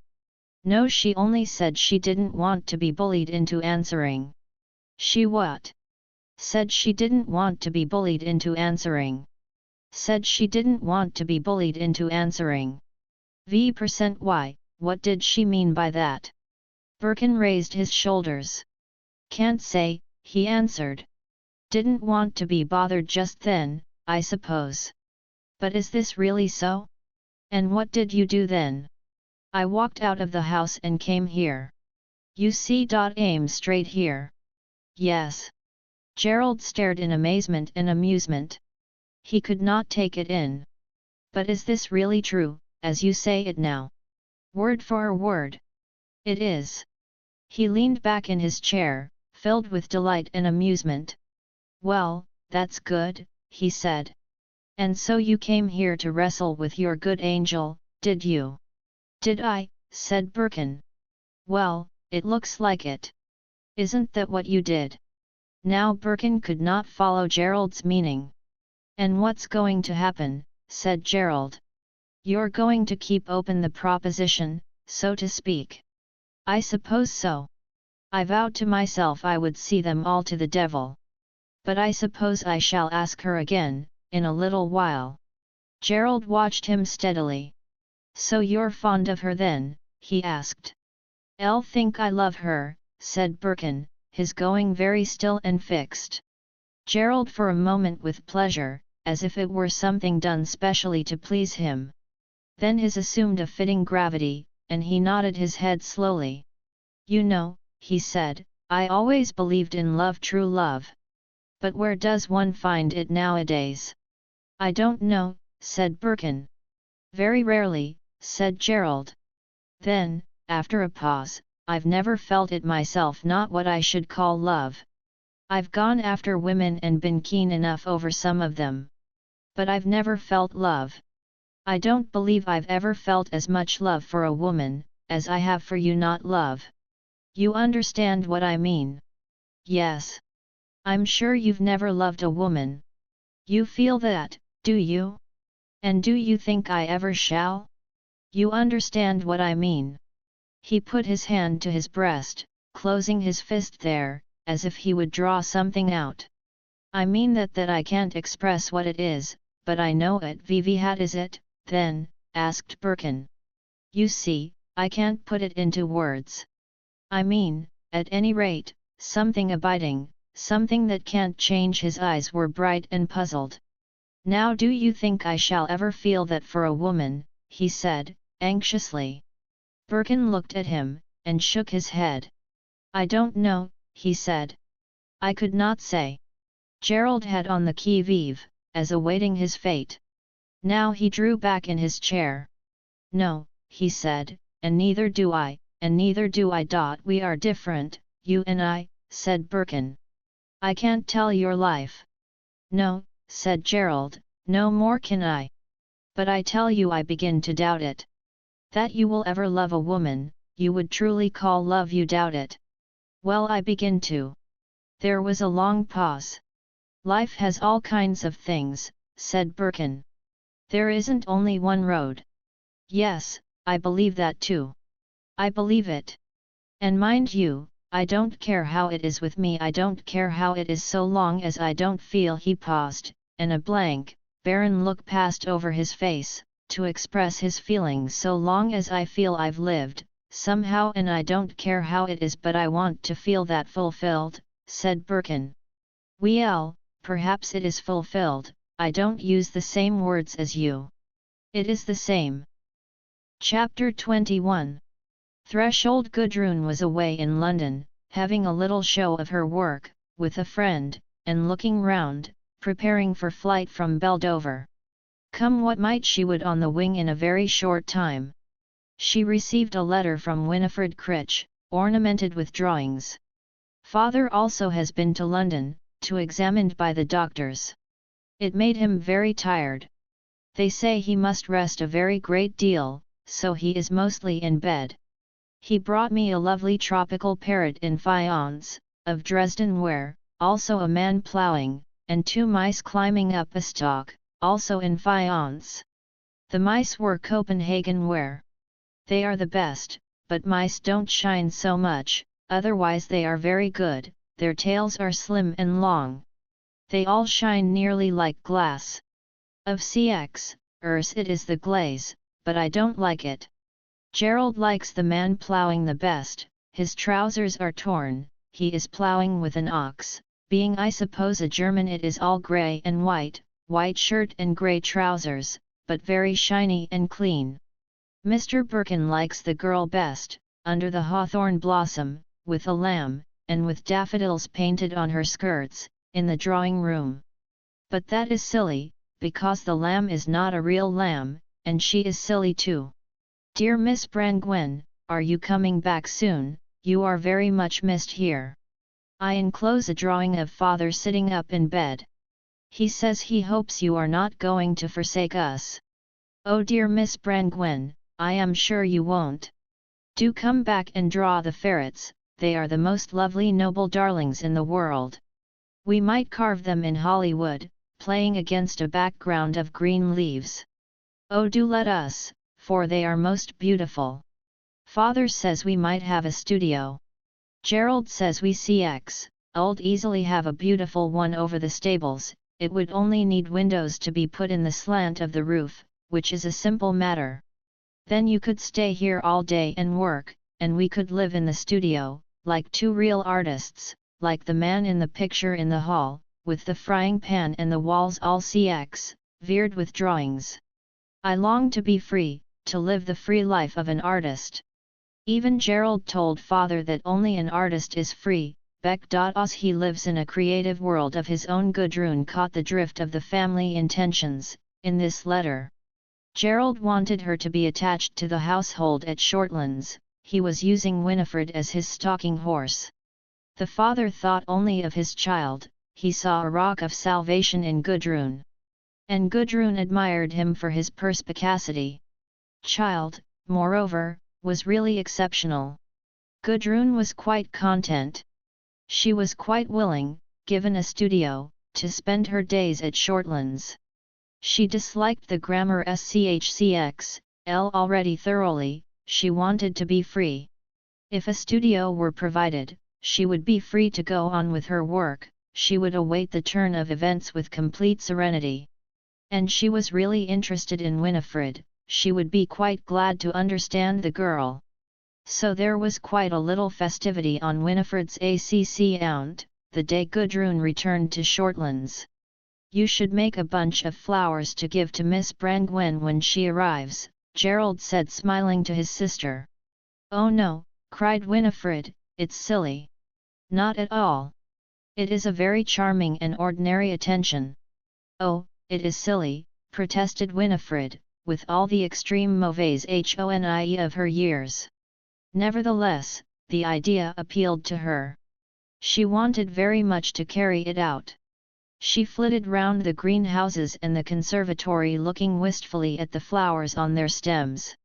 And the more she looked, the more she longed to have a bunch of the blossoms she saw, the more fascinated she became with her little vision of ceremony, and the more consumedly shy and self-conscious she grew, till she was almost beside herself. She could not get the idea out of her mind. It was as if some haunting challenge prompted her, and she had not enough courage to take it up. So again she drifted into the greenhouses, looking at the lovely roses in their pots, and at the virginal cyclamens, and at the mystic white clusters of a creeper. The beauty, oh the of them, and oh the paradisal bliss, if she should have a perfect bouquet and could give it to Gudrun the next day. Her passion and her complete indecision almost made her ill. At last she slid to her father's side. Daddy, she said, Vivi hat, my precious. But she hung back, the tears almost coming to her eyes, in her sensitive confusion. Her father looked at her, and his heart ran hot with tenderness, an anguish of poignant love. VV11 At do you want to say to me, my love? Daddy, her eyes smiled laconically. Isn't it silly if I give Miss Brangwen some flowers when she comes? The sick man looked at the bright, knowing eyes of his child, and his heart burned with love. No, darling, that's not silly. It's what they do to queens. This was not very reassuring to Winifred. She half suspected that queens in themselves were a silliness. Yet she so wanted her little romantic shall I then, she asked. Give Miss Brangwen some flowers? Do, Bertie. Tell Wilson I say you are to have what you want. The child smiled a small, subtle, unconscious smile to herself, in anticipation of her way. But I won't get them till, she said. Not till tomorrow, Bertie. Give me a kiss then. Winifred silently kissed the sick man, and drifted out of the room. She again went the round of the greenhouses and the conservatory, informing the gardener, in her high, peremptory, simple fashion, of what she wanted, telling him all the blooms she had selected. VV11 At do you want these for? Wilson asked. I want them, she said. She wished servants did not ask questions. You've said as much. But what do you want them for decoration, or to send away, or what? I want them for a presentation bouquet. A presentation bouquet. Who's coming then, the Duchess of Portland? No, oh, not her? Well, you'll have a rare poppy show if you put all the things you've mentioned into your bouquet. Yes, I want a rare poppy show. You do. Then there's no more to be said. The next day Winifred, in a dress of silvery velvet, and holding a gaudy bunch of flowers in her hand, waited with Keen in the school home, looking down the drive for Gudrun's arrival. It was a wet morning. Under her nose was the strange fragrance of hothouse flowers. The bunch was like a little fire to her. She seemed to have a strange new fire in her heart. This slight sense of romance stirred her like an intoxicant. At last she saw Gudrun coming, and she ran downstairs to warn her father and Gerald. They, laughing at her anxiety and gravity, came with her into the hall. The manservant came hastening to the door, and there he was, relieving Gudrun of her umbrella, and then of her raincoat. The welcoming party hung back till their visitor entered the hall. Gudrun was flushed with the rain, her hair was blown in loose little curls, she was like a flower just opened in the rain, the heart of the blossom just newly visible, seeming to emit a warmth of retained sunshine. Gerald winced in spirit, seeing her so beautiful and unknown. She was wearing a soft blue and her stockings were of dark red. Winifred advanced with odd, stately formality. We are so glad you've come back, she said. These are your flowers. She presented the bouquet. Mine, cried Gudrun. She was suspended for a moment, then a vivid flush went over her, she was as if blinded for a moment with a flame of pleasure. Then her eyes, strange and flaming, lifted and looked at the father, and at Gerald. And again Gerald shrank in spirit, as if it would be more than he could bear, as her hot, exposed eyes rested on him. There was something so revealed, she was revealed beyond bearing, to his eyes. He turned his face aside. And he felt he would not be able to avert her.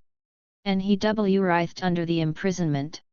Gudrun put her face into the flowers. But how beautiful they are, she said, in a muffled voice. Then, with a strange, suddenly revealed passion, she stooped and kissed Winifred.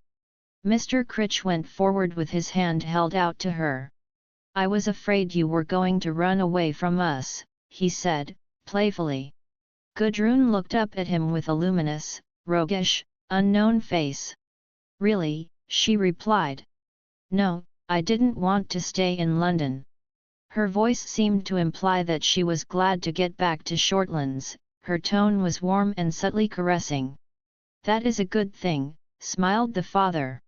You see you are very welcome here among us. Gudrun only looked into his face with dark blue, warm, shy eyes. She was unconsciously carried away by her own power. And you look as if you came home in every possible triumph, Mr. Critch continued, holding her hand. No, she said, glowing strangely. I haven't had any triumph till I came here. Ah, come, come. We're not going to hear any of those tales. Haven't we read notices in the newspaper, Gerald? You came off pretty well, said Gerald to her, shaking hands. Did you sell anything? No, she said, not much. Just as well, he said. She wondered what he meant. But she was all aglow with her reception, carried away by this little flattering ceremonial on her behalf.